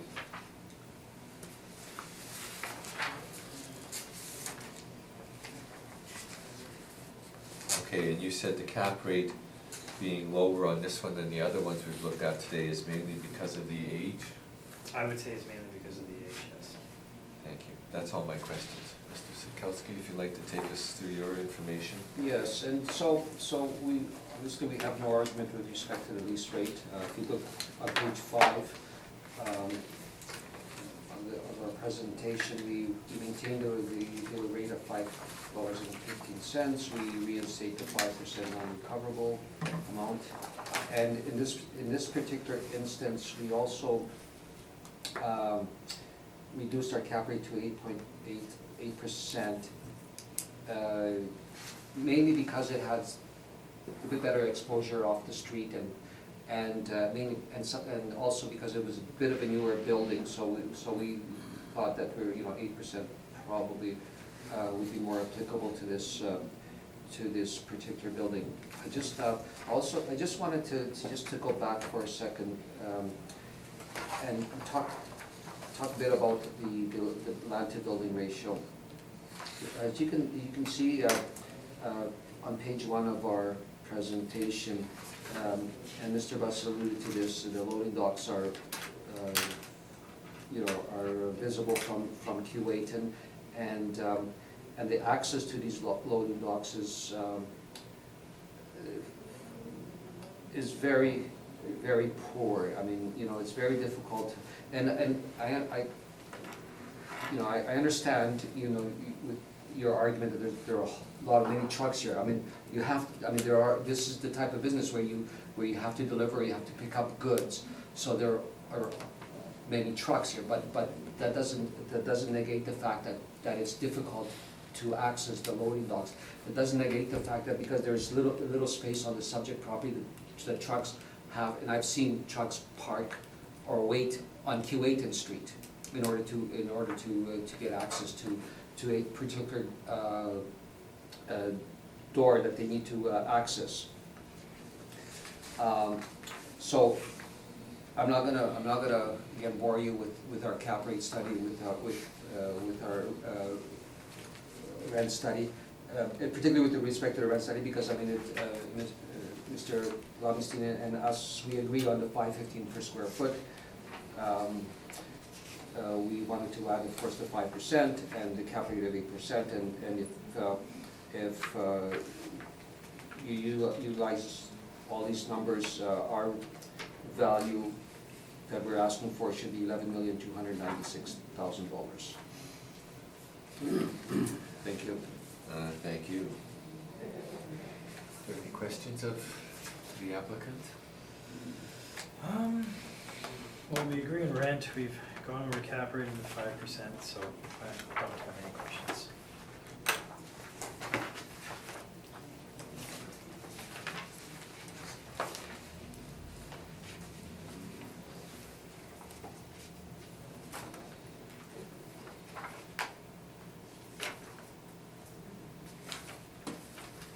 No questions? Thank you. Richard? No questions.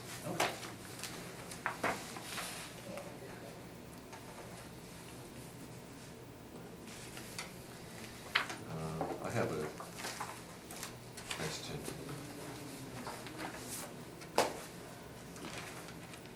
Do you think having a low ratio like that of 2.01, would that show up more in the rental rates, or would that show up in a cap rate if the place was for sale?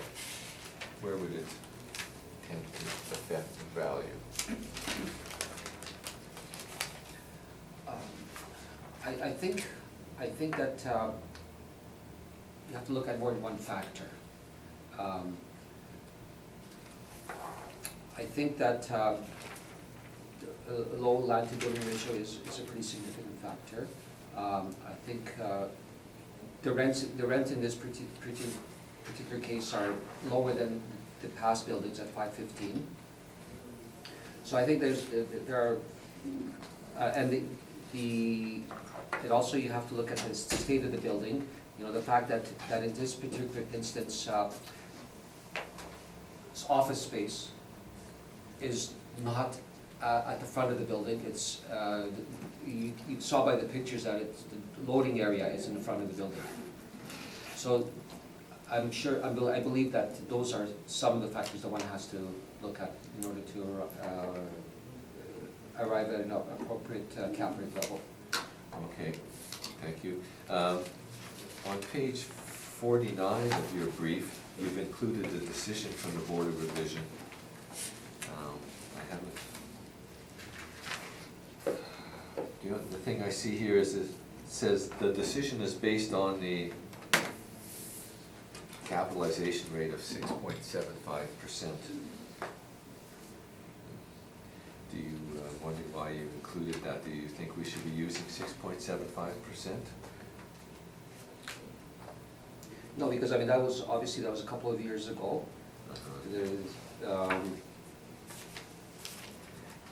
So we, What's your reason for including this decision? so I'm thinking that maybe Mr. Story could best speak to that. Regarding Q8 Which one? Page 49. 959 Q8, so Yeah. the decision, or the decision by the Board of Revision from last time was included. Yeah, and these are, at the time we did this, Centerport was coming on stream, so I know there's an influence there. And the board used a rate of 6.75, and I believe we used, at that time, 7.5, and it wasn't accepted. So it's the board that set that rate.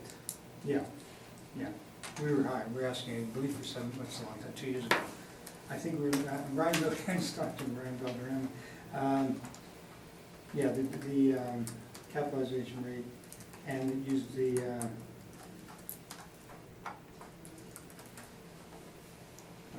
Because we're using 8%.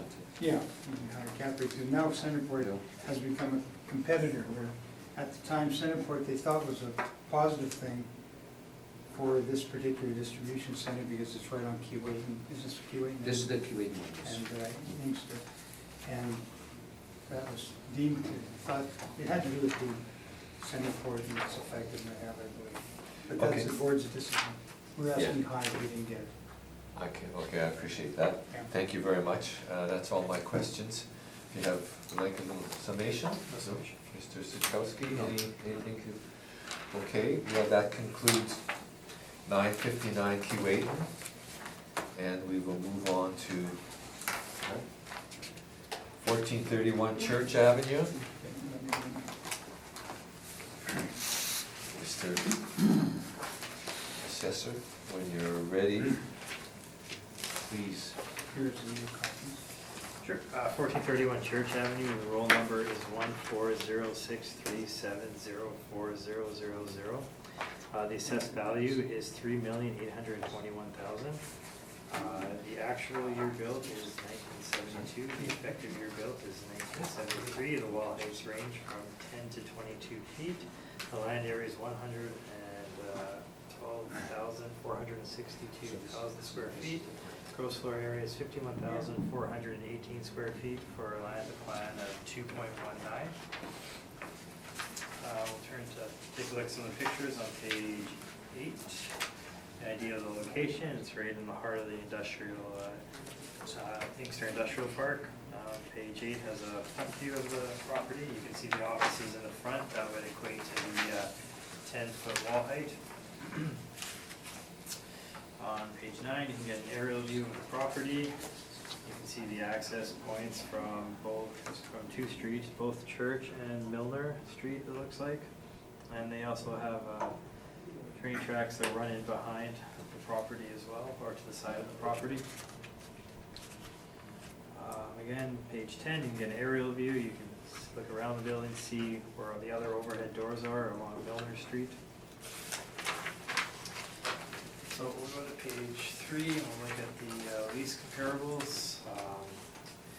Lease comparables here range, the square footages range from 20,794 all the way up to 27,272. Again, they're on Burroughs, Church, Plymouth, Mountain, and Inkster, all very close in proximity to the subject property. The lease terms range from 5 years all the way up to 10 years. The lease starts range from 2013 all the way to 2017. The wall heights range from 18 feet all the way up to 26 feet. The years built range from 1974 up to 1990. And the net rents range from $5.25 all the way up to $6.50. The land to plan ratios for these ones, Burroughs is 2.47, Church is 2.30, Plymouth is 2.65, Mountain is 3.10, and the Inkster is 1.39. Moving on to page 4. You can see how the buildings are broken down and leased out in 2 different premises for potential rent of $289,941. We apply 3.5% vacancy to it, a 2% expense, and a 7% capitalization rate to get $3,821,000. Page 6 has the capitalization rates that we spoke about. Again, this falls within the 20th to the 80th percentile.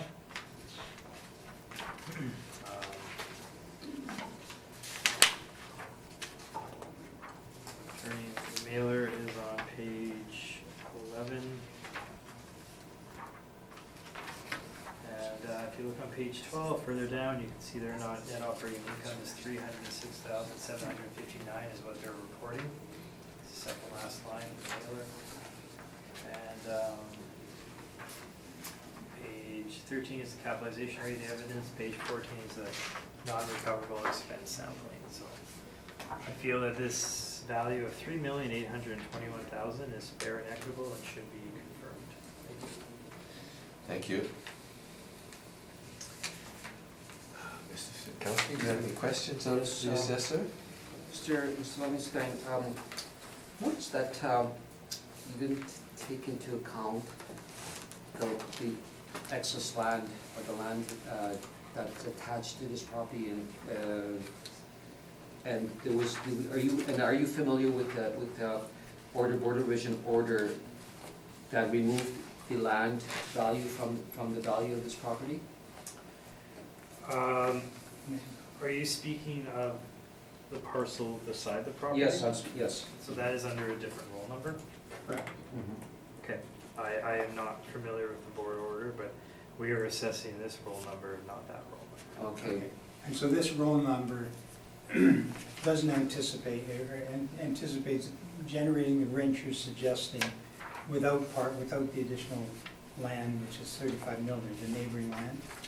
That's the assertion? Yeah, I'm asking, is that what you're doing? No, we're valuing. It's always been, the parking for the building is on a separate roll, it's 35 Milner, Okay, and it's always been netted out against the capitalized value. It's done 20 years. This year you didn't. I have no evidence of. Okay, we'll do it in our Yeah. that. Sorry about that. Okay. So, again, page 4, that the rents that you use are model rents, is that correct? My rents on page 4, yes, are model rents. The model rents, and now, and of course, the land to building ratio is 2.19. That doesn't include the 35 Milner property, is that correct? Does not. Does not. And if you take a look at the pictures, do you not think, let's say if you take a look at, on page 9,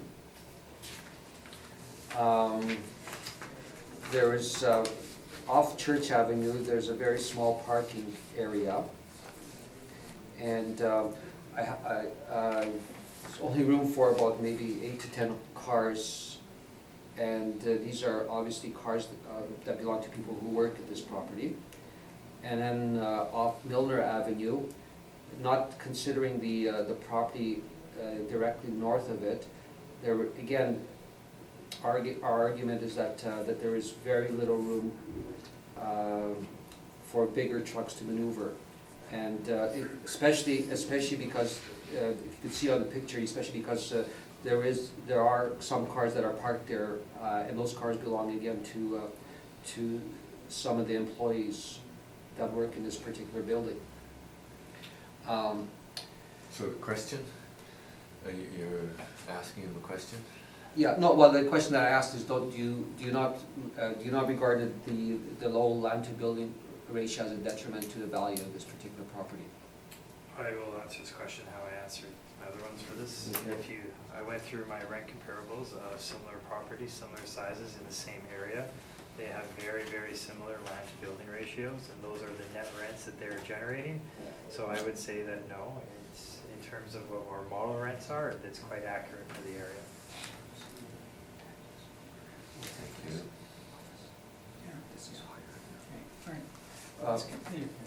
So, just to confirm, the ceiling height for the warehouse is 22 feet, and the ceiling height for the office is 10 feet. Yeah, that is what we have, yes. That's okay. All right, and so,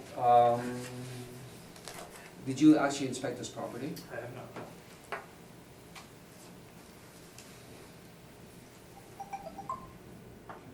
So you're not aware of the condition inside? No. Okay. All right, thank you. Thank you. Richard, do you have any? No questions.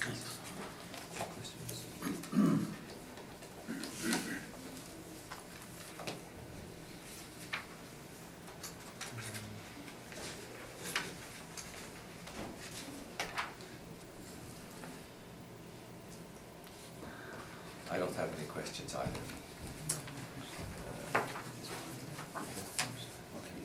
Mr. Sitkowski, if you would like to take us through your information? Yes, thank you. Please. And again, her argument is that there's impact on the value of this property because of the very low land to building ratio. And also based on our valuation, we use the same valuation, same lease rate as in the past of $5.15 per square foot. So page 2 of our, page 3 of our brief.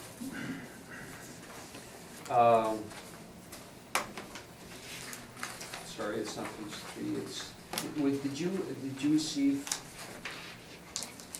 our workup in the brief? It should be 2A probably. 5, page 5. Is it page 5?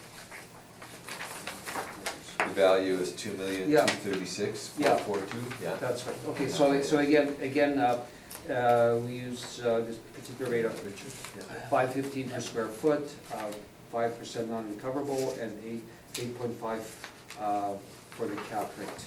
Yes. And that is our argument. It's very, the same as I said, the same as our other arguments. Okay. That's your brief? That- Okay. Well, that is, but Mrs. Story wants to talk about one other item. Just very quickly, I've handled the property for about 12 or 15 years, and this came in a package as three properties over together, 1750 Inkster, and then between 1750 Inkster and 1431 Church is a 1 acre strip known as 35 Milner under a separate assessment room, Mr. Chair. So what's happened is, they've always traveled in lockstep. So what we've done is we've taken the capitalized value of the subject property and then from that deducted the assessed value of 35 million. And this is the way we've done it for many years. I can pass this out to you. This is the assessor's brief from last year where that deduction is clearly stated. And then can you pass that to Jim? And then we've also got, we can copy it, but the, yeah, you just look at it, you'll see that's, I'm just explaining the, That's, yeah, 300, so the assessment this year is 380,000. You see it on the right side of the workup, and that's provided. And then here's the 216 for 1431 Church. We only one copy. What is this that you've just given us again, Mr. Okay, Sorry? that's the assessor's brief from 218 to show you, just flip the first page, you'll see the deduction for the adjacent land. So what happens is we do the capitalized value. This is the assessor's brief. Go to page,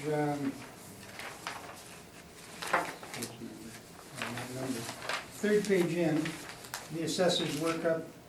You'll see at the bottom, other adjustment, 287, is that 87 or 67? 267. 267,000.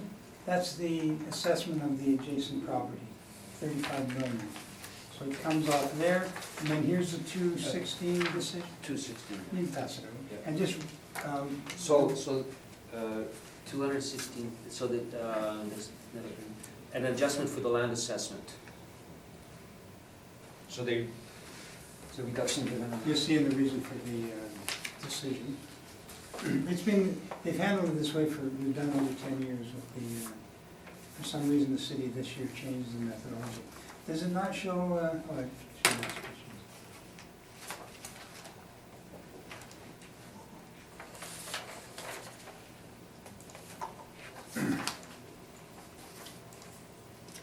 Oh, that's, I think it's front and back, Mr. Whitehead. That's front and back, right? Yeah. Yeah. Oh, It's on the second page, at the top of the there's second. two, you've each got a page. I mean, they stay together. One carries forward for the decision. Decision's on page 2, Mr. Whitehead.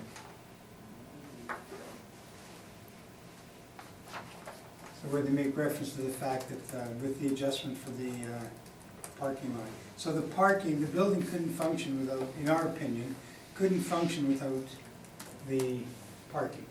It's got a 2-to-1 land to building ratio. You also got to watch on these land to building ratios when they're set back, and on Church, there's a big, they got big lawns in front. They're set back, so they're not maximized. In those days, they weren't building out to the street or anything of that nature. So that's how it's been done, and we request that that be the case again. The 220 assessment for Well, the 220, 35 million, 220 is the land is assessed at 380,000. 380,000. So we'd ask that be reduced from the assessed value that Mr. So, Less has suggested. yeah, so based on page 5, our workup, using the parameters that we used in the past, 515 per square foot, 5% non-recoverable, and 8.5 cap rate, arrive at a value of $2,716,000, and that's $380,000, with the net value being at $2,336,000. Okay, I see And that, just yes. for additional information for the board, and the assessor is, over the years, we've questioned why they haven't consolidated the roll numbers. The reason they haven't is they've had a financial challenge with 1750. That was a big floor plate, 200,000 square foot, single tenant. 1750, 1750 Inkster, which okay. is also attached to this property. So they haven't consolidated for fear they'll be consolidating with 1750 but they need that acknowledgement and an easement that they get to use that for parking, or else 1431 in their opinion couldn't function. I missed what you were saying. Okay, The city can't merge it because? No, the owner. The owner Yeah, can't the merge owner- it? The assessors have asked us over the years why the two aren't merged. Okay, And the reason, so we went to the owners, the reason the two aren't merged is because if they want to keep the flexibility, if they want to merge it, they can merge it just as easily with 1750 Inkster, which is quite a large, substantial building, as well as 1431. It's right, 35 million is right between the two parcels, and they're both the same owner, all three are the same owner. all three the same owner? Yeah. Okay, thank you very much. Questions? Yeah, I just have a few. So you're saying that 1750 Inkster is abutting this property? No, it's 17, it's adjacent to 35 Milner. Milner is between 1431 and 1750. Usually when you make a merge on properties that are abutting each other. You don't make them. They would, if you merge, you could do either though, because Milner is between both 1750, which fronts on Inkster. There's a street in the way. There's no street. There's no street there. There's no Okay, so street. you Milner, I'm just Milner trying to is a figure this street. out myself. Milner is a street. Milner is a street, Church is a street, Yeah, and you got Railway behind it. yeah. So where's Inkster in relation? Inkster's north. Inkster's north, it's where, maybe you'll know this. You know where Peter Nygaard is located? Mm-hmm. Okay, right across from Nygaard is a very attractive building, 1750 Inkster.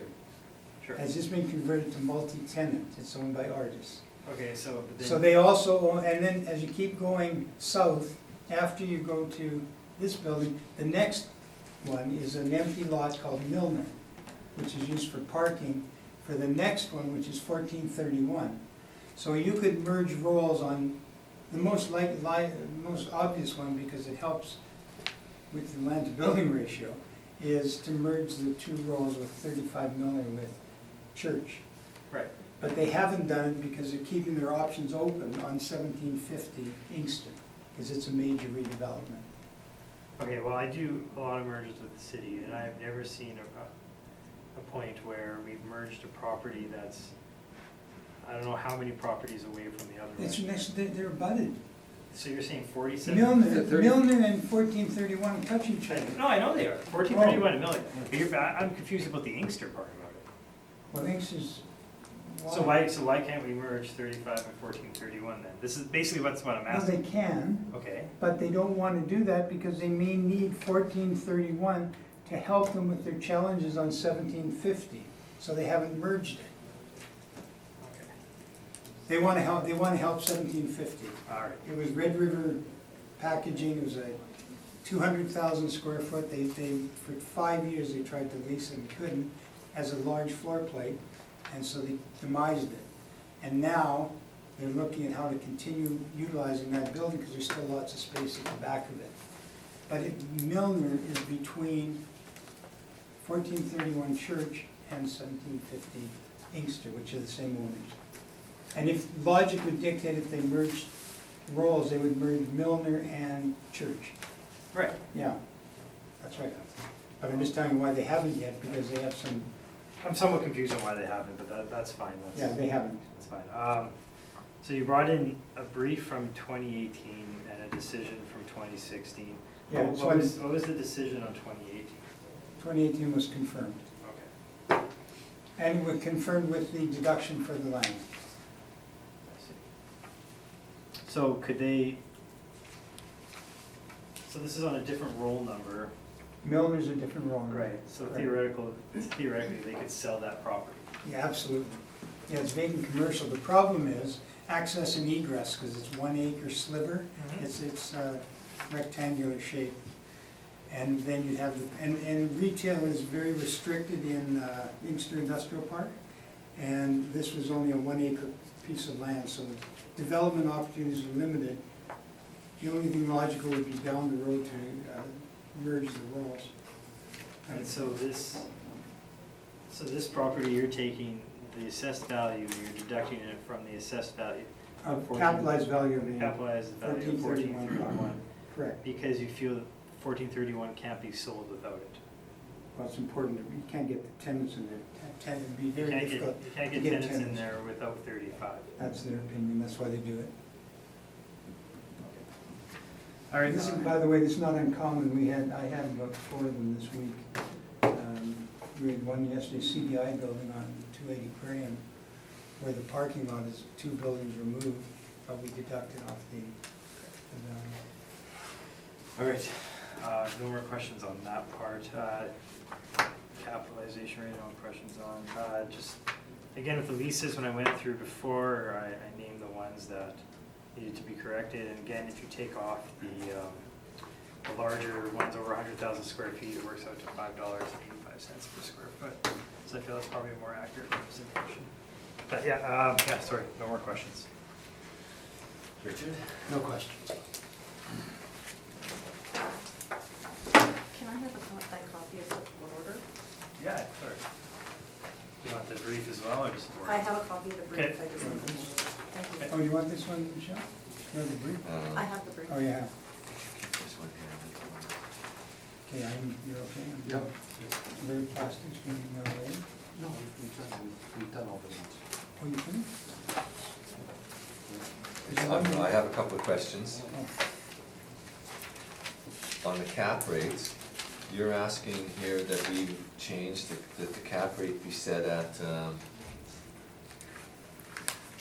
8.5, is that correct? correct, yeah.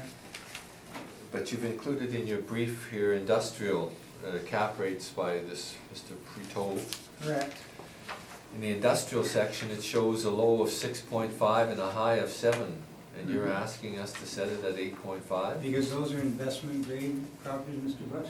And what it amounts to is, just an example, if we deal with the author of that out of Calgary, Mark Verstansky from 12 years, and they don't look at buildings under $5 million in those studies to start with, and they wouldn't include a property that's 40 years old, because they're investment grade, and they're in their reports, they say investment grade in Winnipeg is north of 8%. So that, we're giving that to show there's no that we don't believe there's been compression in cap rates. But these are not the type of property that the Colliers, Cushman & Wakefield, these people are reporting on. You wouldn't want Okay, to- well, I guess my other question then would be, why is it included in there? So we can discuss with you our experience using that information, as there hasn't been cap rate compression overall. Okay. And these properties are actually ultimately going to be redevelopment opportunities. If somebody came along, they wouldn't pay a low cap rate thinking there's 20 years of cash flow coming.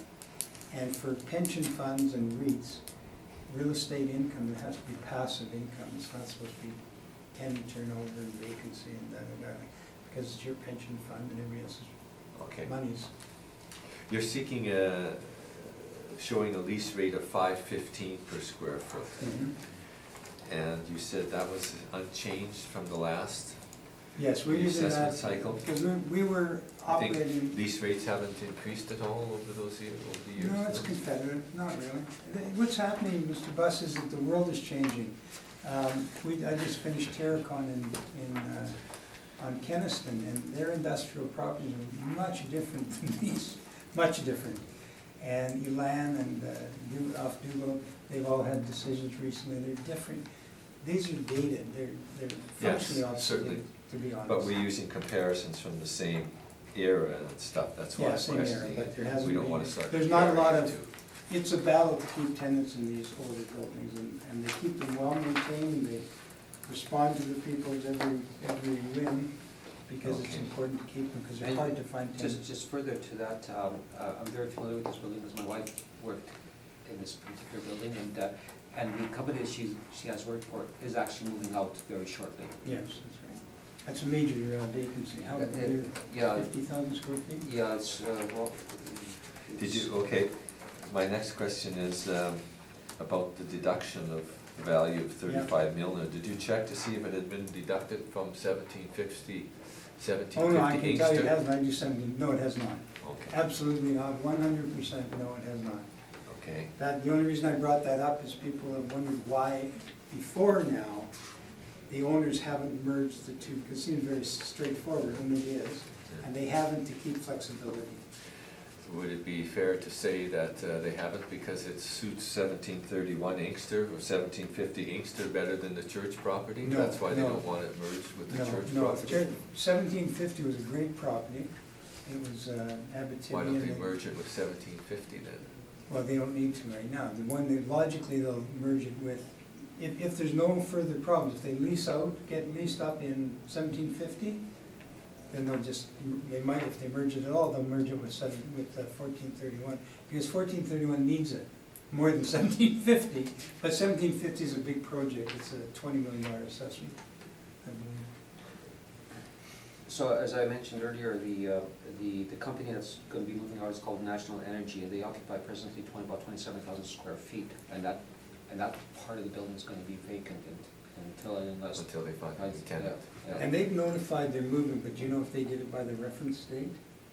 I'm not sure exactly when they were notified, but Yeah. I'm sure this has been in the. They may or in the may works. not I have mean, it known has it been in the at works the for a right- little while. Yeah. And you had said, did you say this 2018 assessment was confirmed? Is that what you said? On 1431, yes, it was, and it gave us a deduction.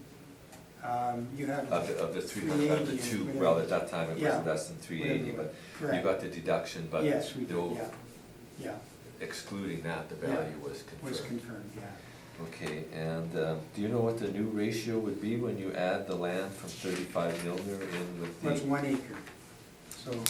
43,000 43,560. added to that and then And what's divided that by? now? How big is that? Well, it's 2.6 acres. So you'd be adding 40% more at 1 acre. And the only, I should also mention, I think I did, but you can't develop much on 1 acre of rectangular land in Inkster Park because you're limited to the amount of retail and whatnot you can have. So you wouldn't get a Wendy's or a Subway or something, you couldn't get that. So it would be over 3, the new ratio would be 3.03, is that?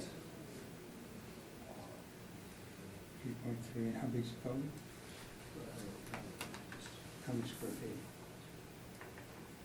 1331 church is 1 acre. So you got, how many square feet did It's you 4 have? to 1. 56,816 square feet with that 35 Milner?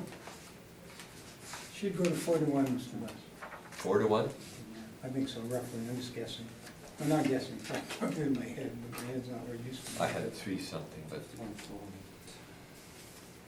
Well, the building itself is a little over an acre, it's 51,000 square feet. An acre is 43,560, correct? yeah, So that's the building, let's say it's 1 acre for discussion. It's right now, it's 2 acres, it's 2 to 1, you're adding another 1, so it'd be, well, it's not 2 3. acres, it's 2.9, the ratio is 2.19, but that doesn't mean it's 2 acres. The land area yeah, is but 112. we know the building is approximately an acre. Well, it's more than an acre, yes. Okay, 50. I think it's close to 4 to 1, Okay. with the subject, which is Yeah. a reasonable ratio for It's an a industrial. higher ratio than most of the information the assessor gave us on all of his comparables. And that's because all of these comparables are built in the 60s and 70s, and this wasn't as big a concern then, I don't believe. Yeah. You know, in the, you can't build a warehouse now without dock and grade level loading, and in these things, they all had, none of them had it. So it's contemporary use, things are changing. And Okay, again, I refer you to the Terracon or to ANS, all these various properties that industrials. So you're right, the land to building ratio is about 3 to 1. 3.03 Yeah. to 1. 2 to 1. So it's, I mean, it's not a significant increase. I mean, it was 2.19 to 3.0 something. It's a big increase if you can't park. Okay, I have a question of the assessor. In regards to this land value being deducted, was that do you think that was a mistake that was missed, or was that I don't- conscientiously taken off because you didn't think it was fair? I don't know why that is in there. Myself, that is, I find that odd. I haven't seen one adjustment like that before. I don't believe this building, I believe this building could very easily sell without the property. Stand on its own? Yeah, but, Well, what would it sell at without parking, without access to trucking? well, there is parking and there is access. Well, there's and- parking, and there's a as- park, And as there's a we've seen neighbor. with all the properties here today and all the comparables, they all have low land to building ratio. Yeah, they and it's all- reflected in the But rent and cap rate. that's, And it has been reflected in the rent comparables I've shown, which are quite accurate with what our model has, so, and the other thing is, was brought to my attention, that they brought in the 2018 brief here. We have it assessed here at 3.135 million that year, and it was confirmed. And this year we're lower at 2.919. So, Where was the information on that? The brief we brought in, it's correct, that's what it Oh, is. that's this one here, What you're saying okay. is it went down. 3.135. I'm just saying, the assessment has gone down for this property from last cycle. Okay, I didn't see a decision on this, I saw that. I'll ask you a question. Well, I asked Mr. Story what, if it was confirmed, and he This is he where you said it was. 2018 was confirmed, yes, okay. Your real question is it possible that the rent went down? Absolutely. One of the tenants is leaving. Mr. Story, that's all my questions. If you would like any time for summation, No, I now's the have- time. I have no submission. If you would like to summate, No, we're fine. We're fine, thank you, Okay. Mr. Best. I thank you. Thank you. That takes care of 1431 Church. You still know? I think that's the end, right? No, there's one more. Oh, which one is that? 8 Plymouth. Oh, 8 Plymouth. And we will deal with 8 Plymouth Street. Okay. I'm gonna leave you if I may, because I'm gonna meet with the assessment department. So-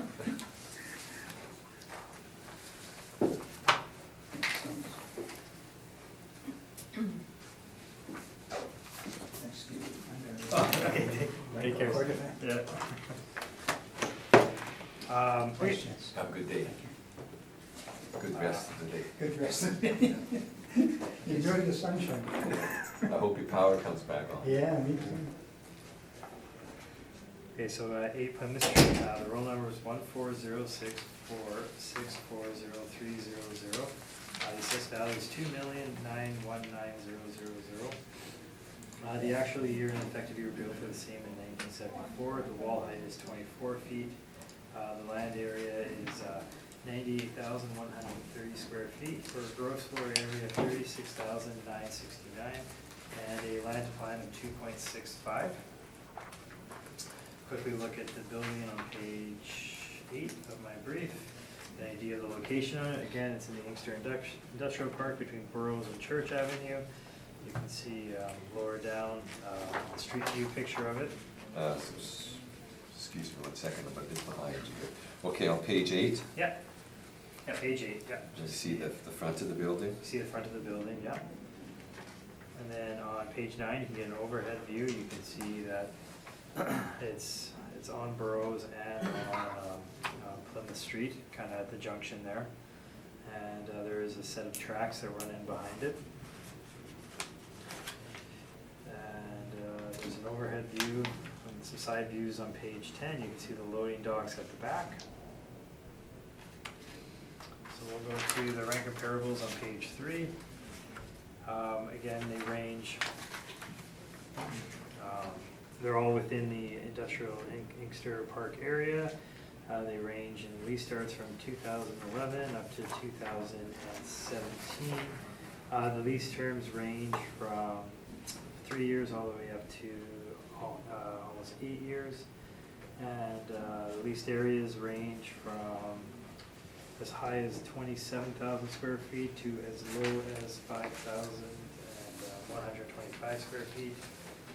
The wall heights range from 10 feet all the way up to 26 feet, and the effective years built range from 1973 all the way up to 1983. And the net rents range from $5.50 per square foot all the way up to $6.95 per square foot. Again, I've been over actually a lot of these comparables before. They all have very similar land to building ratios as a subject property. Okay. Turning to page 4, you can see our income workup. We're using a blended rate of $5.97 per square foot to get a potential rent of $221,175. Applying the 3.5% vacancy, 2% expenses, and to get a net operating income of $204,309. That's and we're applying a 7% capitalization rate for a value of $19,019.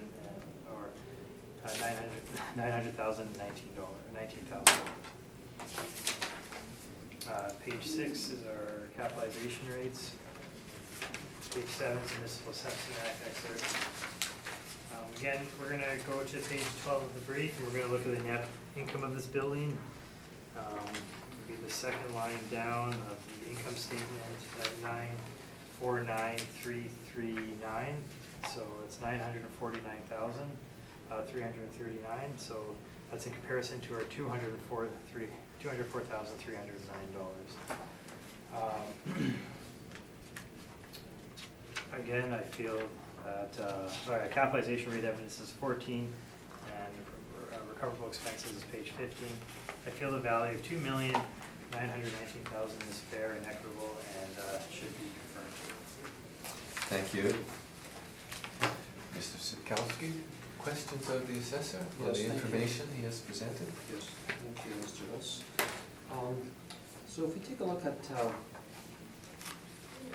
the pictures on page 9 and 10,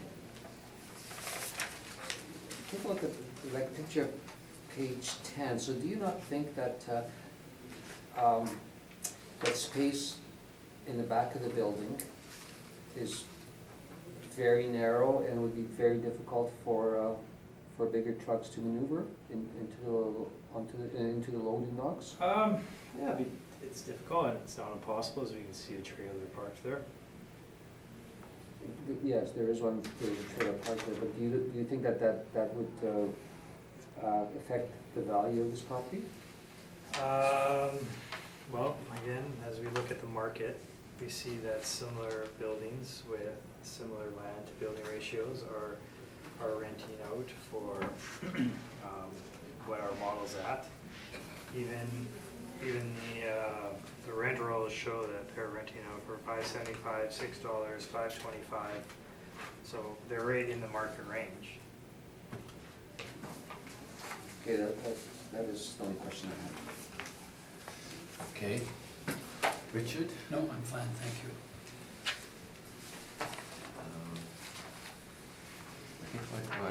I have a question to the rent, the overall rent that you're using for the space. It's on page 4, is it? Yep. What would be the number there? I think it's 598. Yeah, I have it as 597. Okay. Yeah, 598.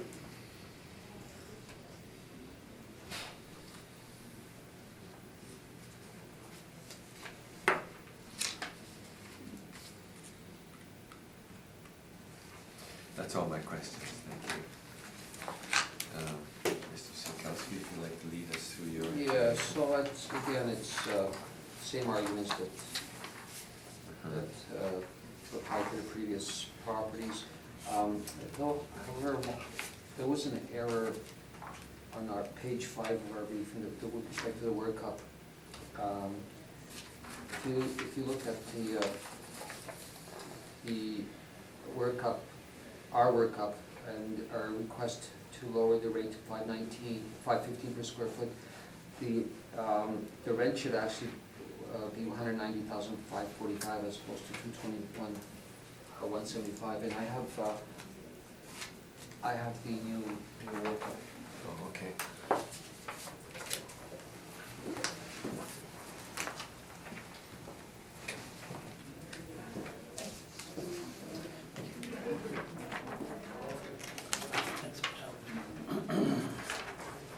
Thank you.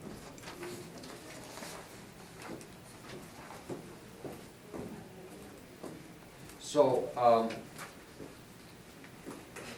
other than of course our contention that there are issues as a result of the land to building ratio, using the same evidence that we used before, and asking for the reinstatement of the non-recoverable expenses,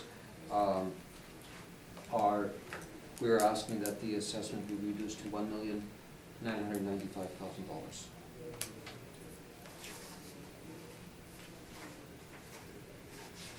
$1,955,000, you said? Sorry, did I say 995? Oh, 955, yes.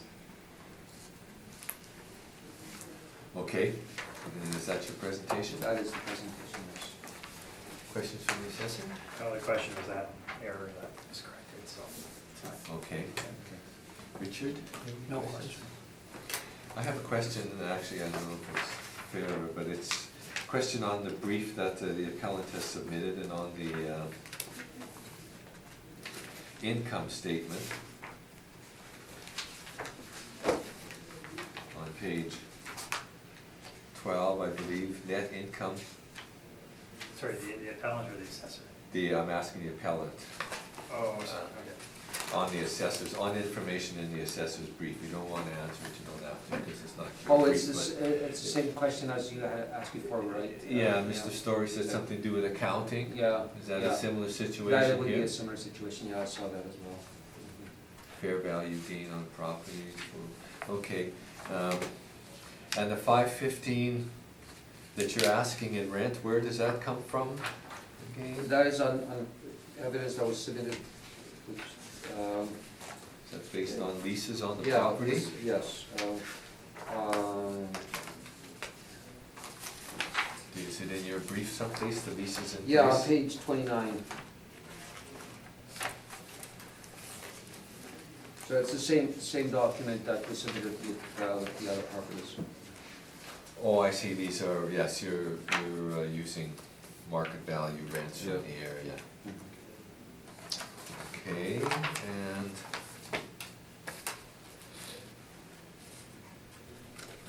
very good, that's all my questions. Thank you very much. Thank you. And I believe that we've taken care of all the properties in question today. To conclude the hearing, thank you very much, Thank you. Mr. Sikowski, for your presentation.